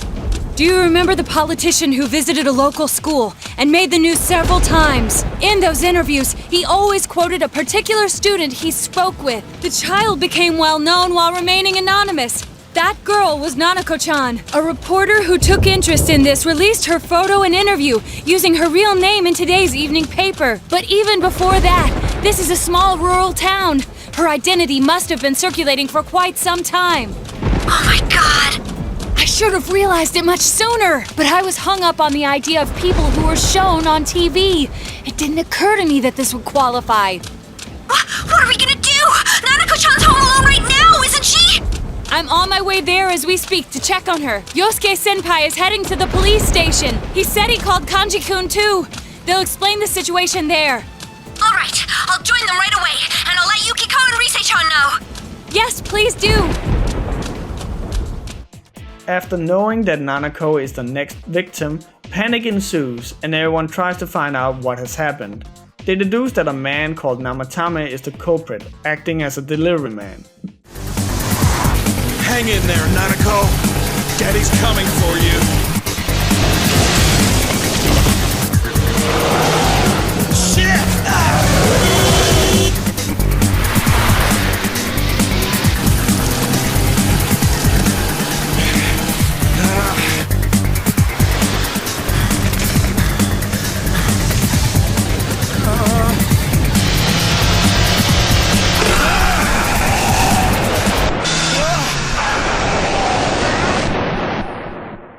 Dojima gives chase after the delivery van, but they both crash. Upon investigating the scene, the investigation team finds a TV inside the van, as well as a diary proving that Namatame is the culprit they've been looking for. Determined, the crew enters the TV world and finds this, a storybook version of heaven. The heaven motif comes from Nanako's belief that her late mother has ascended to heaven, as well as Namatame's personal delusion that he is a savior, and that the Midnight Channel is a safe place for people. Mom? That's Nana-chan's voice! Mom, where are you? Why did you disappear? Why did you leave me? No! Come back! Are these Nanako-chan's feelings? But I'm not lonely. I have Dad with me. I know he's always late coming home, and he never plays with me because he's so busy. He can't cook or do laundry either.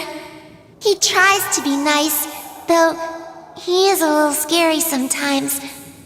But I love him. Big Bro is with me now too, so I'm not alone. I'm not lonely. Little kid. Telling herself she's not lonely so she doesn't fall apart. You idiot, we'll ruin everything if we act all sad. We gotta greet her with a smile. Nana-chan. As you progress through the dungeon, you also start hearing Namatame's thoughts, who believed that he was saving people by throwing them into the TV world. This is a reference to how information from the TV can be misconstrued by the viewer. This isn't true to you, but it's true to him. After all, he threw people into the TV, and all of a sudden they come back seemingly fit as a fiddle and better than ever. He believed that the people he saw on the Midnight Channel were people in need of saving, and if he didn't do it, they'd end up like a woman he lost, which was one of the first victims, Yamano. You're the ones I saved. Don't worry, I'll save this girl too. Huh? Is this dude high or something? Quit talking shit and let go of the girl! Don't come near me! Nanako-chan! Calm down, Kanji-kun. We can't predict his behavior. We have to keep him talking. If we can discern his intentions, perhaps we can somehow deal with him. You put the people you saw on the Midnight Channel into this world, am I correct? They all want to be saved. Did I ever ask you to save me? You didn't save us, damn it! It was the exact opposite! If I hadn't put you in the TV, how would you have ended up? How would we? Are you trying to say we wouldn't have been able to face ourselves? What? But we nearly died! Yes, exactly. You kidnapped them. Yes or no? Yes. Why did you target local residents who became known through the media? Why do these people appear on the Midnight Channel? On rainy nights, on TV, they signal me to save them. You keep saying save this and save that. Are you saying murdering people is your idea of saving them? Murder? No, I'm saving them. How's that different, huh? All you're doing is killing people! If you want to think that, go ahead. I know. You chased us all the way here to kill. Well, too bad. I'm gonna save her. You asshole! You're not gonna get away with this! Shut shut the hell up! When confronted with his crimes, he denies he ever killed anyone, and that putting the people's lives in danger was a better outcome than for them to die. That him threatening their life was him saving them. Eventually, Namatame's eyes turn yellow like the shadow selves, showing he's become one with his shadow, the same way as Mitsuo had. Lost in their own delusion, having gotten the idea that the shadow self is the true self. When the group goes to attack, Namatame turns into Kunino Sagiri, the spirit of fog. What's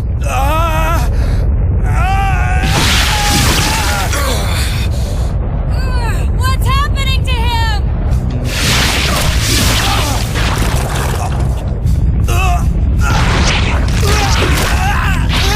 If we don't do something, this could be bad!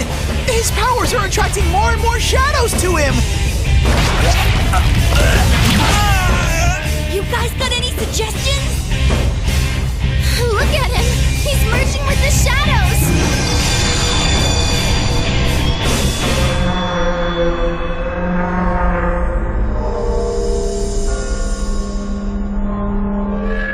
What is this?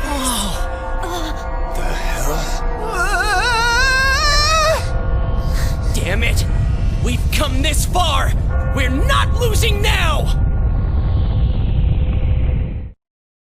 Did you catch that?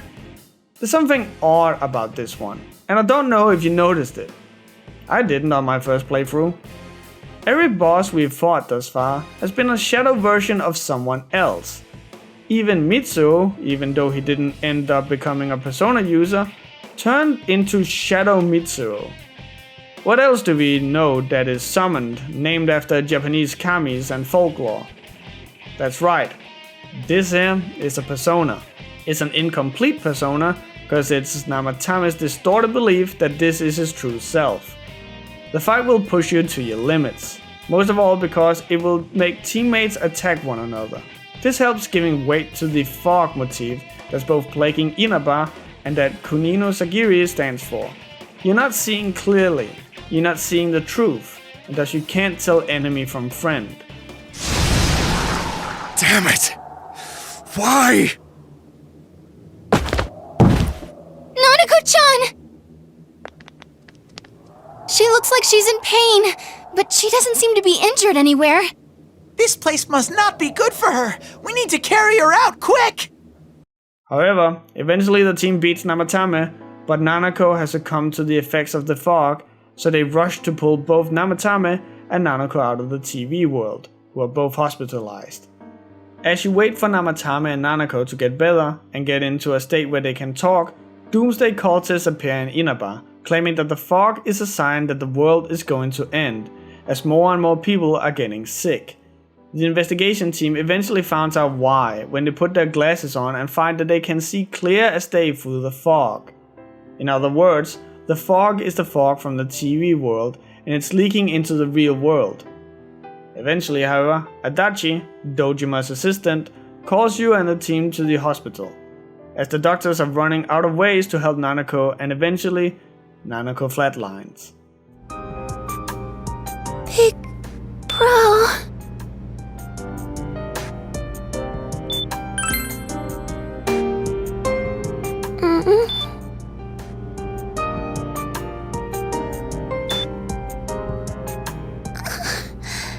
I'm scared.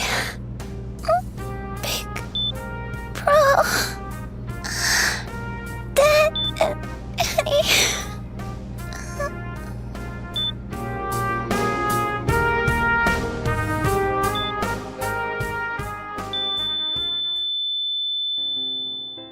Dojima, enraged by Nanako's death, rushes through the hospital before eventually collapsing from his injuries, and he's taken back to his room by the doctors. The team realizes at this moment that Namatame is going to get away with this scot-free, because none of this can be traced back to him. Dojima-san probably knew that there's little to no chance Namatame would be convicted. Damn it. He killed Senpai, and now Nanako-chan. And the bastard's gonna walk away without paying for what he did. That's not right!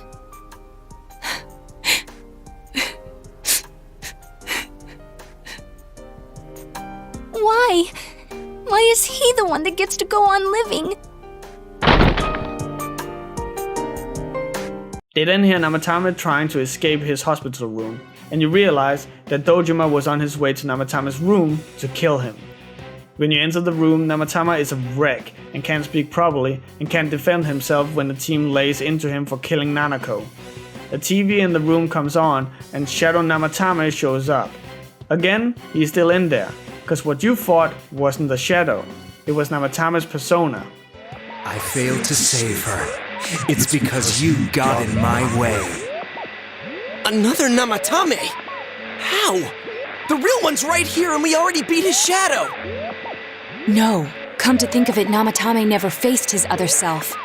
And we didn't witness his shadow returning to his body as a persona either.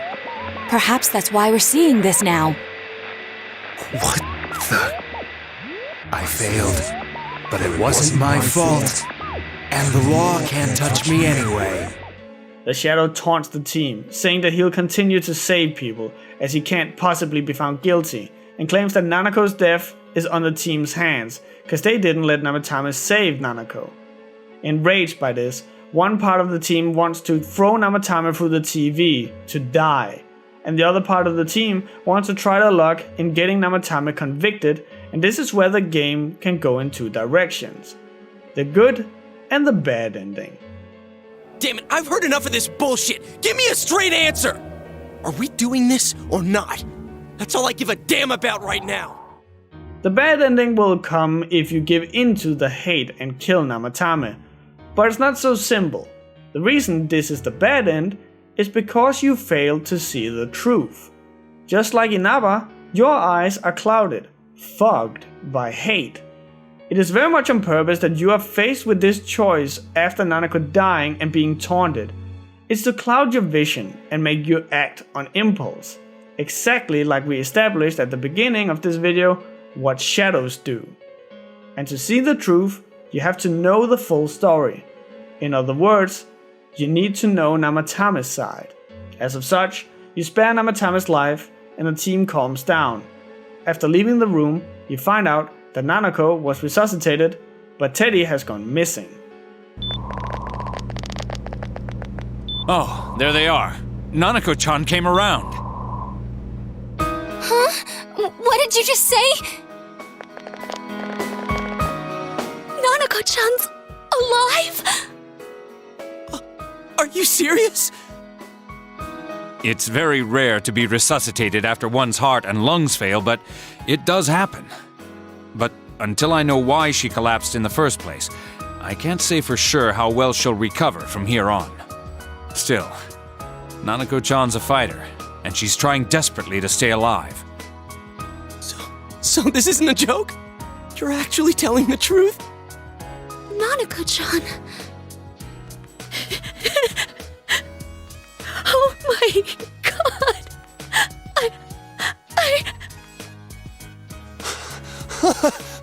This is amazing! Miracles do happen. I'm so glad. I didn't know what I was gonna do.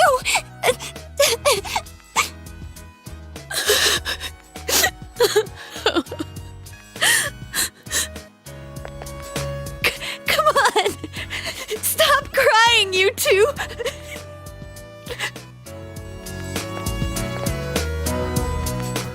The next following days, the team mulls over the information they have, as well as interrogate Namatame some more. They find out the letters you received prior to Nanako's kidnapping didn't sound like Namatame at all, as Namatame fully believed he saved people, so he wouldn't use words like kill. Warning letter? Oh yeah! Whatever happened to that thing? If Namatame's the killer, he must have been the one who wrote it, right? Let's review them.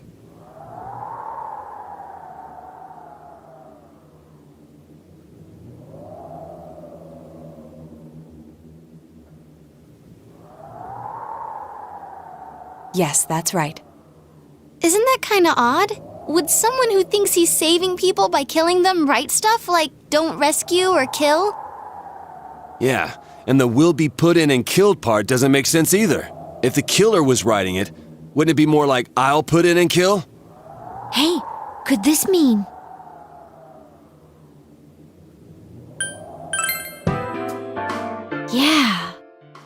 almost like someone else wrote this letter. But only the killer would write such a letter and deliver it to Dojima-san's house, right? If someone else wrote it, that could only mean... Dear God. Since this is such an unusual case, I was absolutely convinced that other than the Kubo incident, there was one culprit. So Namatame really was trying to save his victims?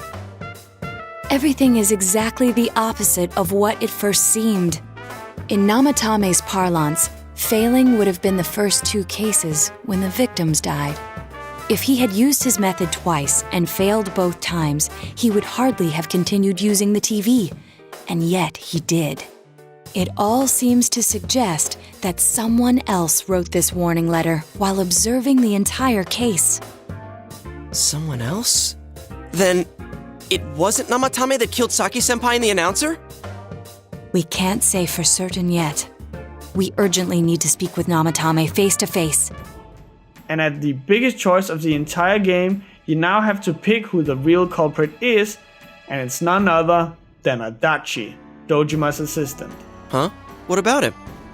Detective Adachi. A member of the police force. That is an interesting approach. It would certainly explain the lack of witness reports. It's the same reason no one ever reported seeing Namatame's truck. This is a small town, so everyone must have known who he is. And since he's a detective, people definitely wouldn't have thought of him as being suspicious. In fact, he could use his position to his advantage and hide critical information. Huh. Well, if you think of it that way, I guess it's possible. But we're talking about Adachi here, right? I mean, really? Adachi? He's your textbook lousy detective. Are we really on the right track here? After confronting Adachi about this, Adachi escapes into the TV world. They decide to call it a day and give chase the next day. Upon sleeping, Yu wakes up in the Velvet Room. The Velvet Room has always had a significance in the 3 latest Persona games. In Persona 3 is an elevator going up, as a reference to the giant tower, and in Persona 4 it's a car. Both things that carry you to your destination. They bring you to where you need to go. In Persona 5, however, it's a prison, which again fits the game's themes of emancipation and the fear of creating change. Normally in the Velvet Room you'll find Igor and his assistant, but in this instant, everyone is gone except for Teddy. I've been thinking all this time about who I really am, but I couldn't find the answer. I was no one from the start. Humans live in the other world, and shadows live in this world. From the beginning, that's all there was to it. I was just a shadow in that world. I remember lots of things now. My world is a place shaped by human thoughts. One day, a shadow living in that world awakened to human emotions. But humans and shadows are completely different entities. So he made himself forget that he was a shadow. He wanted to forget. He wanted people to like him. And that's how he came to look like this. This is exactly what a persona is. Teddy might have been a shadow, but he created the persona of the cute bear so people will want to be around him. This is exactly what we people do when we create our own personas in the real world too. Glad that I could at least hear that.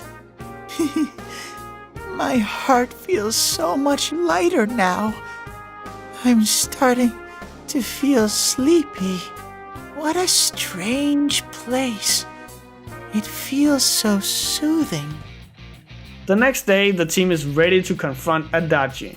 But before we can continue in with them to confront Adachi, it's important that we address one thing. If the player has maxed out his social links with his teammates, their personas will evolve. Just like how we humans can evolve and add to our personas, so has their personas changed over the course of the adventure. And of course, we're gonna analyze them. First we got Jiraiya, who transforms into Susanoo, the god of storms. Design-wise, Susanoo continues the ninja aesthetic with the high color. Susanoo is known for being lewd and wanting fun, just like Yosuke. And when unlocking Susanoo, you also unlock his final skill called Youthful Wind, which allows him to heal everyone in his party, reflecting how Yosuke at first didn't like Inaba either, but has come to love it and its people, and now he wants to spread happiness to everyone around him. Next we got Tomoe, who turns into Suzuka Gongen. Suzuka Gongen is a legendary figure in Japanese folk tales, and she's known from everything as an ogress, a bandit, and even a goddess. Suzuka continues the same design as Tomoe, however the lips crudely drawn on the helmet is gone, as she no longer feels the need to prove she's a woman. Her Naginata has also been replaced with a double-bladed staff, reflecting Chia's growth as a fighter. Konohana Sakuya becomes Amaterasu, the goddess of the sun. Amaterasu's name literally means she who illuminates the heavens, which reflects how Yukiko's warm nature can illuminate every room that she's in. Being named after snow is also the ultimate defiance of that, by having a persona of the literal sun. It doesn't get much more opposite than that. The design is that of light condensed into a human body, with wings of armor and blades in both hands, showing that Yukiko has also grown out of just doing what she's been told, but has become a fighter. Take Mikasuchi turns into Dairoku Tenmao, the Demon King. Dairoku continues the look of a robot, however no longer with a skeleton crudely drawn on top of it, showing that Kanji no longer worries about fitting in. In fact, the robot has now been donned with red and yellow fiery paint, as if screaming to the world to look at him, as well as reflecting Kanji's fiery nature. The samurai look refers to none other than Nobunaga Oda, a 16th century warlord known for his eccentric personality and cruelty in battle, who gave himself the title of Dairoku Tenmao. This fits Kanji well as, well, he's hitting people with a chair and just raw physical violence. Himiko turns into Koseon, the light of mundane voices and goddess of mercy and compassion. The design changes from just a telescope to now being a satellite with planets orbiting around it, referring to the people orbiting around her and her magnetic personality. In Legends, Koseon was unable to help all her followers, but then Amatma Buddha gave her 1,000 arms to help everyone at once. This is why Koseon has 6 arms and reflects on how Risa is now able to finally help people, having been given a divine power in the form of her persona. Kintoki Doji turns into Kamui, which isn't that interesting. What's interesting is that it's only part of the real name Kamui Mushiri, which is the home of the bear gods, reflecting how Teddy has found a home in the human world. A place to belong. Kamui's design is pretty similar to his previous one, with a few key differences here and there. Where Kintoki Doji would before wield the missile, now he's brandishing big sharp bear claws, reflecting how he's fully grown into his bear persona. He's also come to understand how much he just wants to make people happy, and thus Kamui now has a big happy smile on the front. And with his bravery that he's gotten through the adventure, he's also willing to put himself on the front line. So now he is the missile, as seen by the rocket booster coming out of his back and the tip protruding from his front. And lastly we got Yamato Takeru, the legendary prince, the demigod son of a Japanese emperor. Yamato is probably the most interesting one of the group, and probably fits well with being given to the character you get to spend the least time with their original persona, Naoto. Yamato Takeru is a title given to a legendary prince named Osu, who defeated his enemies valiantly in his father's name. When he died, his spirit turned into a great white bird. Naoto wants to continue her family's legacy of coming from a family of great detectives, and just like Takeru who defeated enemies in his father's name, so is Naoto trying to solve crime in the name of her family. As for the white bird part, we know Naoto is proud of her last name, as it refers to her family, and her family name just happens to translate to White Fortune. It's finally time to enter Akechi's dungeon, and when entering it, the team finds themselves in the very first room they saw when they entered the TV world. However, they find a portal that leads them into the true dungeon called Magatsu Inaba. And I know you're wondering, so I'll just tell you right off the bat. Magatsu means disaster, calamity, and something along those lines. In other words, this is Inaba plagued by disaster. This is what Adachi wants to see happening. As you venture through the dungeon, you hear Adachi mention how he got sent to the village because of a small mistake. And it's clear he holds a lot of malice and hatred over the small town. As such, the place is coated in police tape, potholes, broken roads, and all coated in a crimson red aura, reflecting Adachi's hate for the place as well as his malevolent nature. When confronting Adachi, you find out that he was literally doing everything for the fun of it. There's no big plan, no righteous cause, he just wanted to have fun and didn't care who got hurt while doing it. In other words, he acted entirely on his shadow's instincts. Heck, he even admits to joining the police just so he could own a gun. You're so self-righteous. How can you say that? Aren't you a police officer? Out of everything you could have been, didn't you specifically choose to join the police? Don't make me laugh. Just because someone joins the police doesn't make them some kind of agent of justice. You know why I applied? So I could legally carry a gun. That's all. You'd be surprised how many are like that. I thought it would be fun too, but to tell the truth, that was a wash. Everyone around me was such an idiot. I made one tiny mistake, and they all got on my case and sent me out here to Nowheresville as punishment. I was bored shitless and wondering what to do next when I discovered this power. For crying out loud! Why a bastard like you? A gift for having to put up with this lame job out in Nowheresville, I guess. I did that stuff 'cause I could, and it got interesting, so I watched. That's your reason? You can't be serious! You really don't care what happens to our world? Let's be honest, there's nothing great about the real world, is there? It's just dull and annoying as hell. He continues to mention how no one actually wants truth. They just want to hear what they want to hear and see what they want to see. This refers to the fog that he is causing. Heck, we saw earlier that doomsday preachers have claimed that the fog was a sign of the end of days, making it fit into their own narrative. They want it to be a sign from God, so they interpret it as such. It also takes a stance on personas that you probably also thought at least at one point during this video. Am I just supposed to show people what they want to see? How is that the real me? However, Adachi goes the complete other direction and says that any such attempts is weak and you should instead just do whatever you want and not care about personas. However, we know this is not the right path, as this comes from a guy who's killed 2 people just cause he felt like it. And it also comes from a massive hypocrite, as he himself used personas to hide amongst the police, hiding his true nature.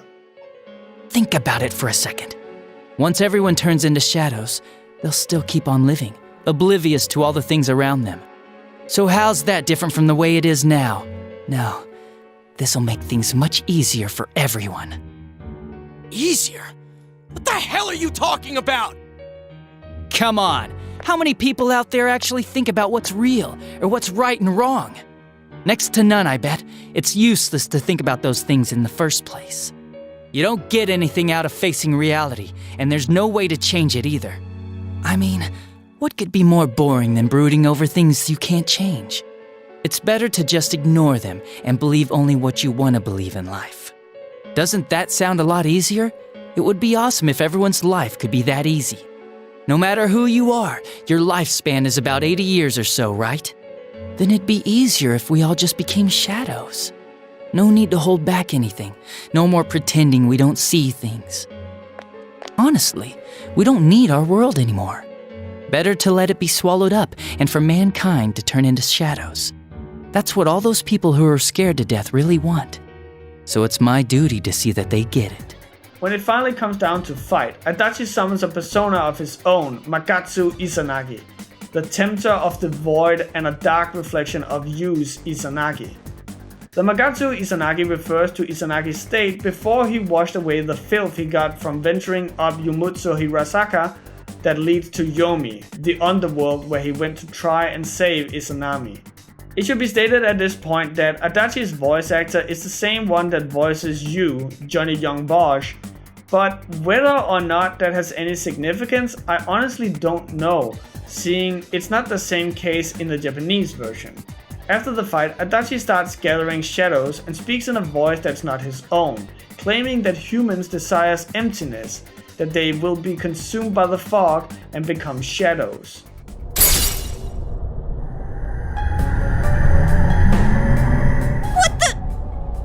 All humans will become shadows, and I shall descend upon the united world as the master of order. Descend? Order? What's with this guy all of a sudden? What's happening? Guys, this isn't Adachi. It's someone completely different. As this happens, Adachi transformed into a giant mechanical eyeball, a Menosagiri, the Japanese spirit of foggy heavens. Yes, very much like Namatama's persona.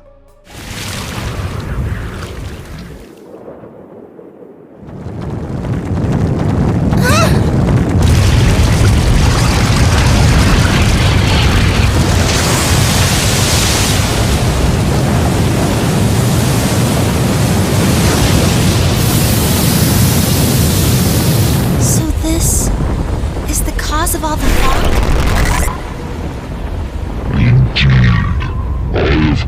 To put you all to the test and judge your worth. Like we give a damn what you came for! You've done what you want so far, but that'll end when we crush you! Precisely. Then we know what we gotta do now. I don't want people to turn into shadows! We'll defeat it for sure. I'll back you up with everything I've got. This thing has no right to exist.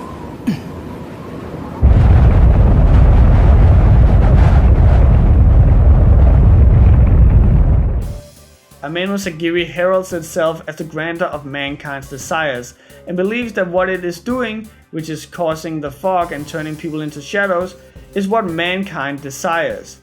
To be free of suffering, of painful truths, to just walk oblivious and uncaring in an infinite fog.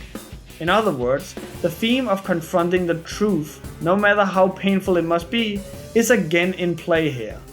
A Menosagiri reflects the people who don't have it in them to face their true selves and the sometimes harsh realities of the world. This is why a Menosagiri isn't just a ball with an eye in it, it's an underwater mine, a depth charge. Everyone knows to steer clear of these. It's in other words taking the shape of the truth that no one wishes to face. It should also be stated that the eye isn't just an eye, it's a lens. If you look closely, you can even see numbers on the lens. A Menosagiri has spied on humanity, observing them like a camera of a TV show.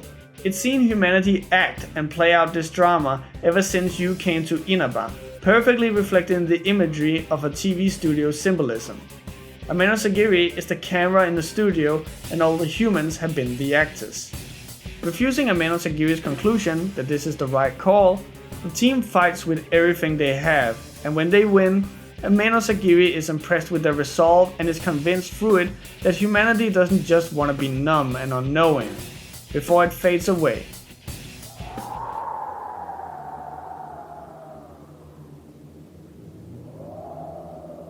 I see. Your powers are strong. Power comes from the heart. You have proven to me human potential. Very well. I will lift the fog from the place where you will return to. Mankind's desires are my desires. If mankind so wishes, I will return at any time. I am always at your side, watching. Well, don't wait up! We'll keep that from happening no matter what! Time will show the path humanity takes. Children of the new potential.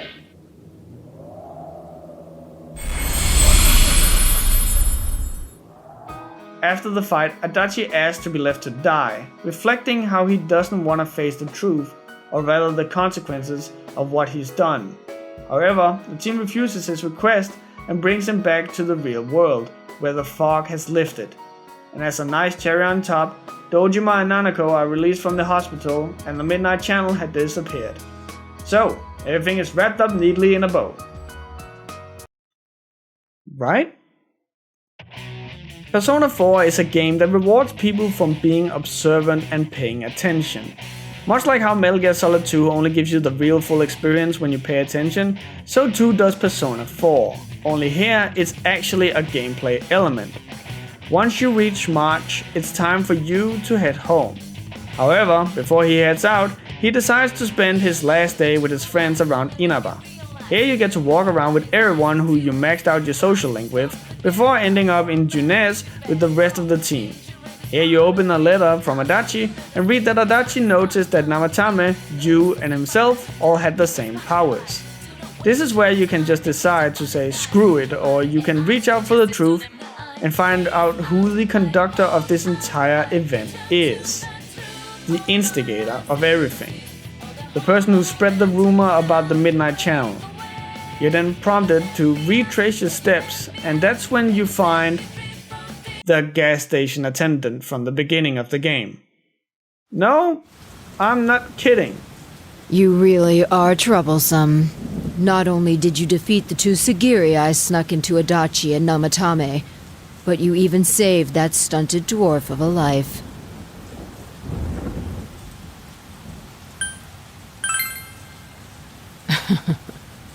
It's such a foolish thing. What good is saving her life? She is but rubbish, suitable only for getting rid of that pointless fog. You're not the only one I welcomed to town with a handshake greeting. I did the same for a few other outsiders like you. A handful of strangers were more than sufficient to stimulate a small place like this. Why such greed?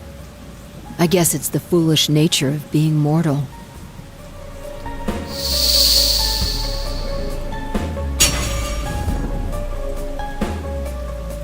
I am Izunami.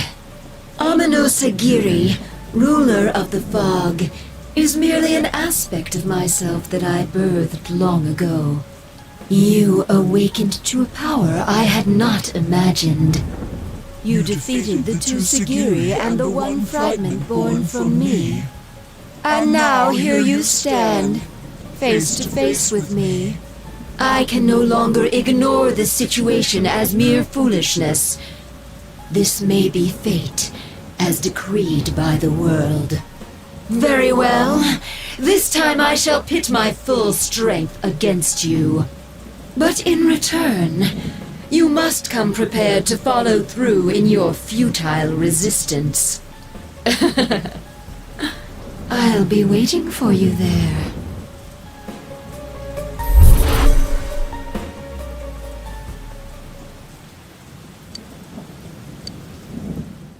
When proving one last time that you're not willing to turn your back on the final truth, the attendant reveals herself to be none other than Izanami, the primordial mother goddess of Japan, Izanagi's lost lover who he left in Yomi when he could not stand the truth of her death.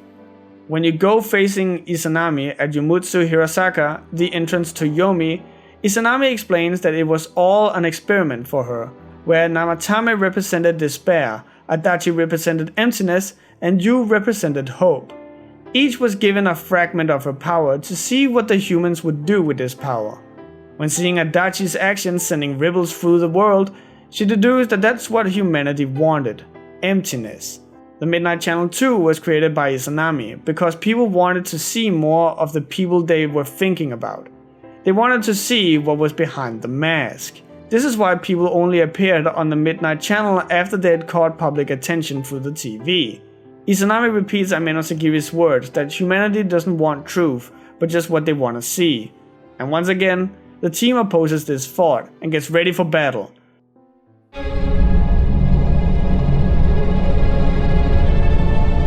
Man, it's hazy.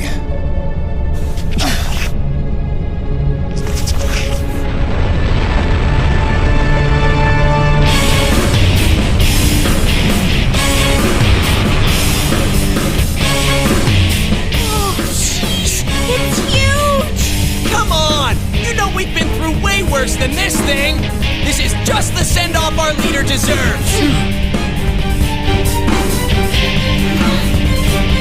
All right, time for the grand finale!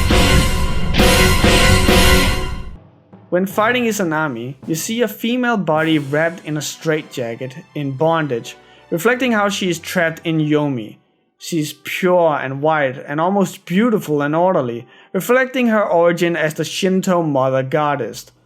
Her second form, however, is the truth, a horrible, decomposing, bloody corpse with a multitude of hands, reflecting all the moving parts she's controlled during the game, and a face distorted in a furious anger, reflecting the hate in her heart for her lover not having it in him to face the truth of what she had become. The fight, however, is easy, and if you listen to the music at one point, something happens to it. Does this sound familiar?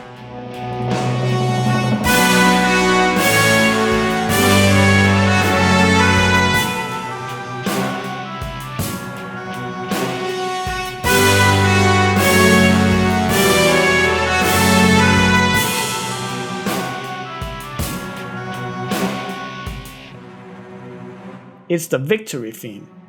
You have already won. You won because you faced the truth. Even when you're facing off against an actual god with what seems like infinite health, you're being treated as if you won, because you did the hardest thing already. However, Izanami is determined in her cause and tries to take out you, but all of you's friends saves him before being dragged down to Yomi, leaving you to be dragged down to Yomi as well after them. Sensei! Yikes! Yikes! Come on, get up! Please get up! Not you!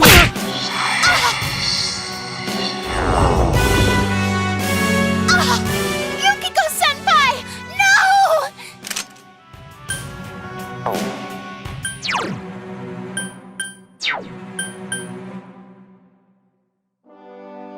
Now, Tokun, your agility is down. No!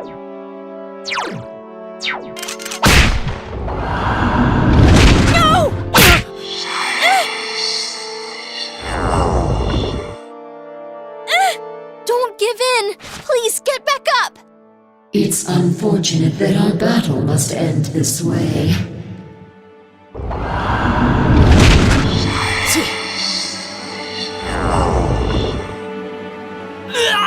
No, get up!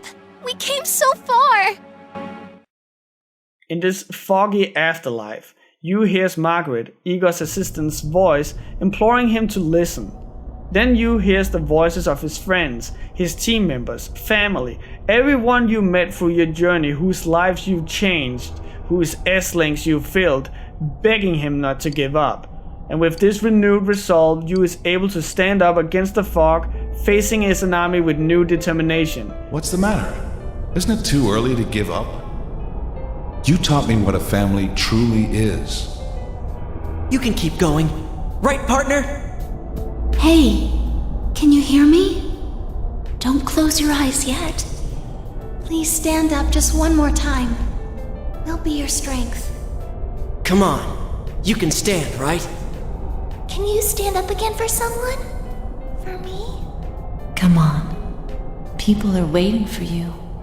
Come on, my dear. It's too early yet for you to sleep. You have to believe that you're not alone either, mister. I'm not alone anymore. And neither are you, Sensei. Hey, big bro? Are you gonna leave me behind?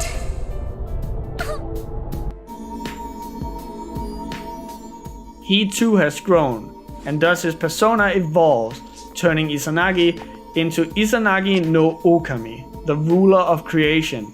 And you guessed it, it's time to talk about the design.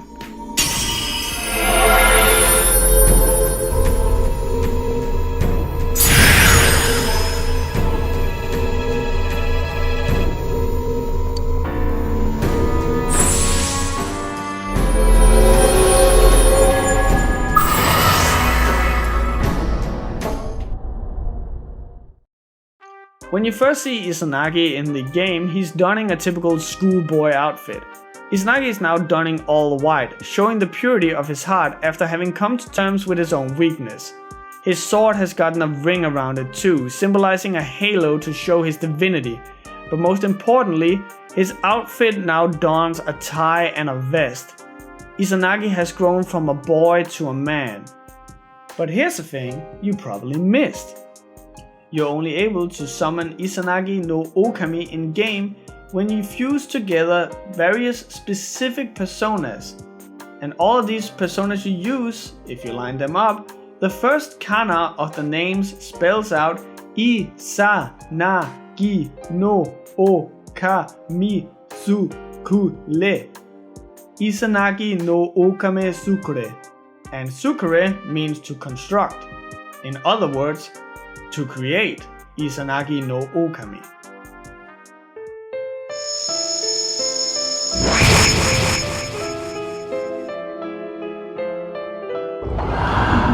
However, just cause you've summoned Izanagi no Okami, it doesn't prevent Izanami from trying to send you to Yomi again, using every trick in her disposal. Impossible! Can the will of so few surpass the will of all mankind?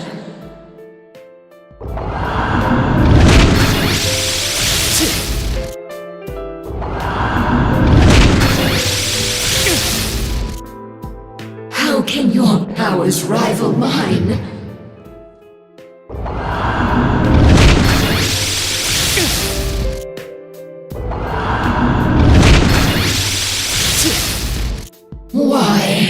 Why don't you understand?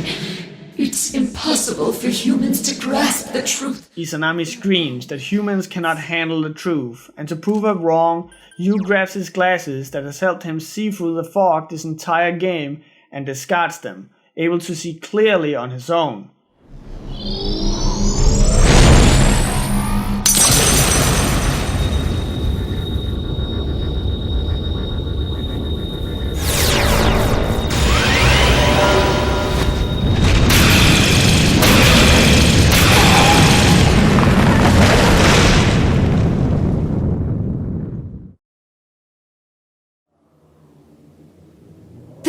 Be?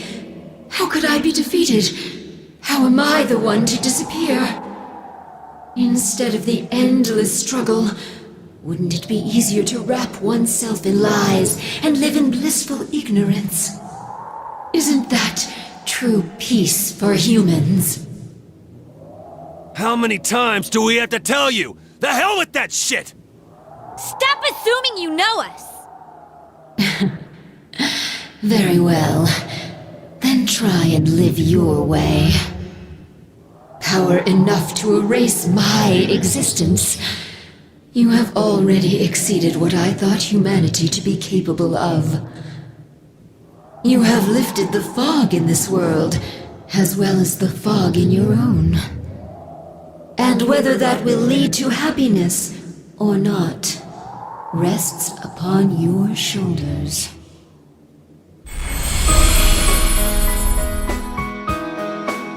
Children of man, well done.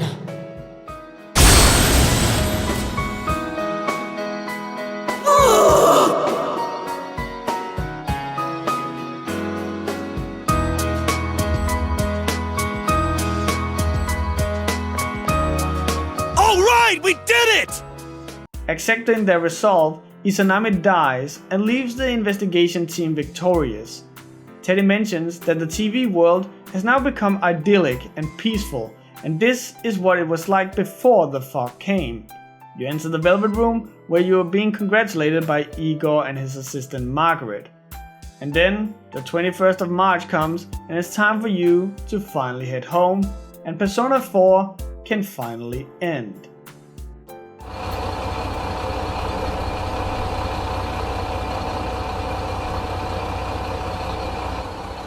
Well, see ya. Good luck over there, too. If anything happens on your end, we'll come running. Until we meet again, Senpai. Senpai, I'll be waiting for you. See ya. Take care. I'll be looking forward to seeing you again. Well, be careful. I'll see you, Big Bro. Bye-bye.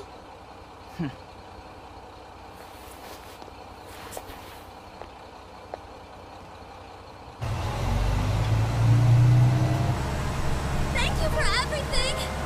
Stay well until we meet again someday. You'll always be my sensei forever! Please don't forget about us over there. I love you, Senpai. I'll do my best! You better not run away too, Senpai! I'll always remember our time together. Distance doesn't matter to us! Even if we're separated, we're still friends! Take care. See you again, Sensei! Bye! I'll miss you.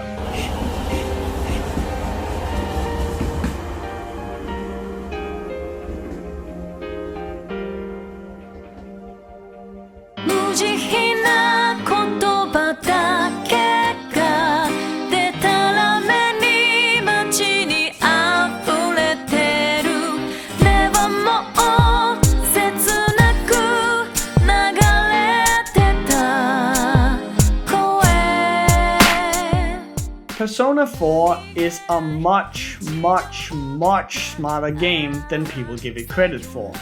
The game manages to use actual real psychology, not only in its creative designs, its music, but also its story and gameplay mechanics. Persona stands out because it deals with what people in that age group that played it deals with when they're in that stage of their life, which is to find themselves. It teaches us that the bad stuff is as much a part of our life as the good stuff. We are flawed people, but our flaws are what makes us better, and us accepting our flaws helps us grow as people and become a complete person. We are not always perfect. We are not always right. We are not flawless.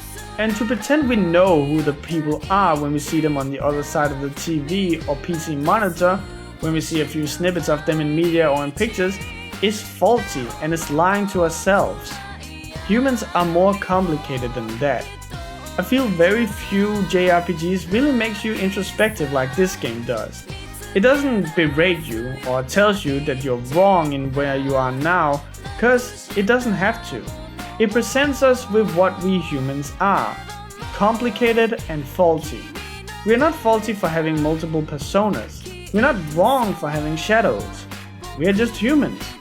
And the game at no point loses this human edge, even when you're facing up against demons and gods. If anything, it helps juxtaposing us, showing how we are deeper and more intricate than any fairy tale or folklore could ever hope to be.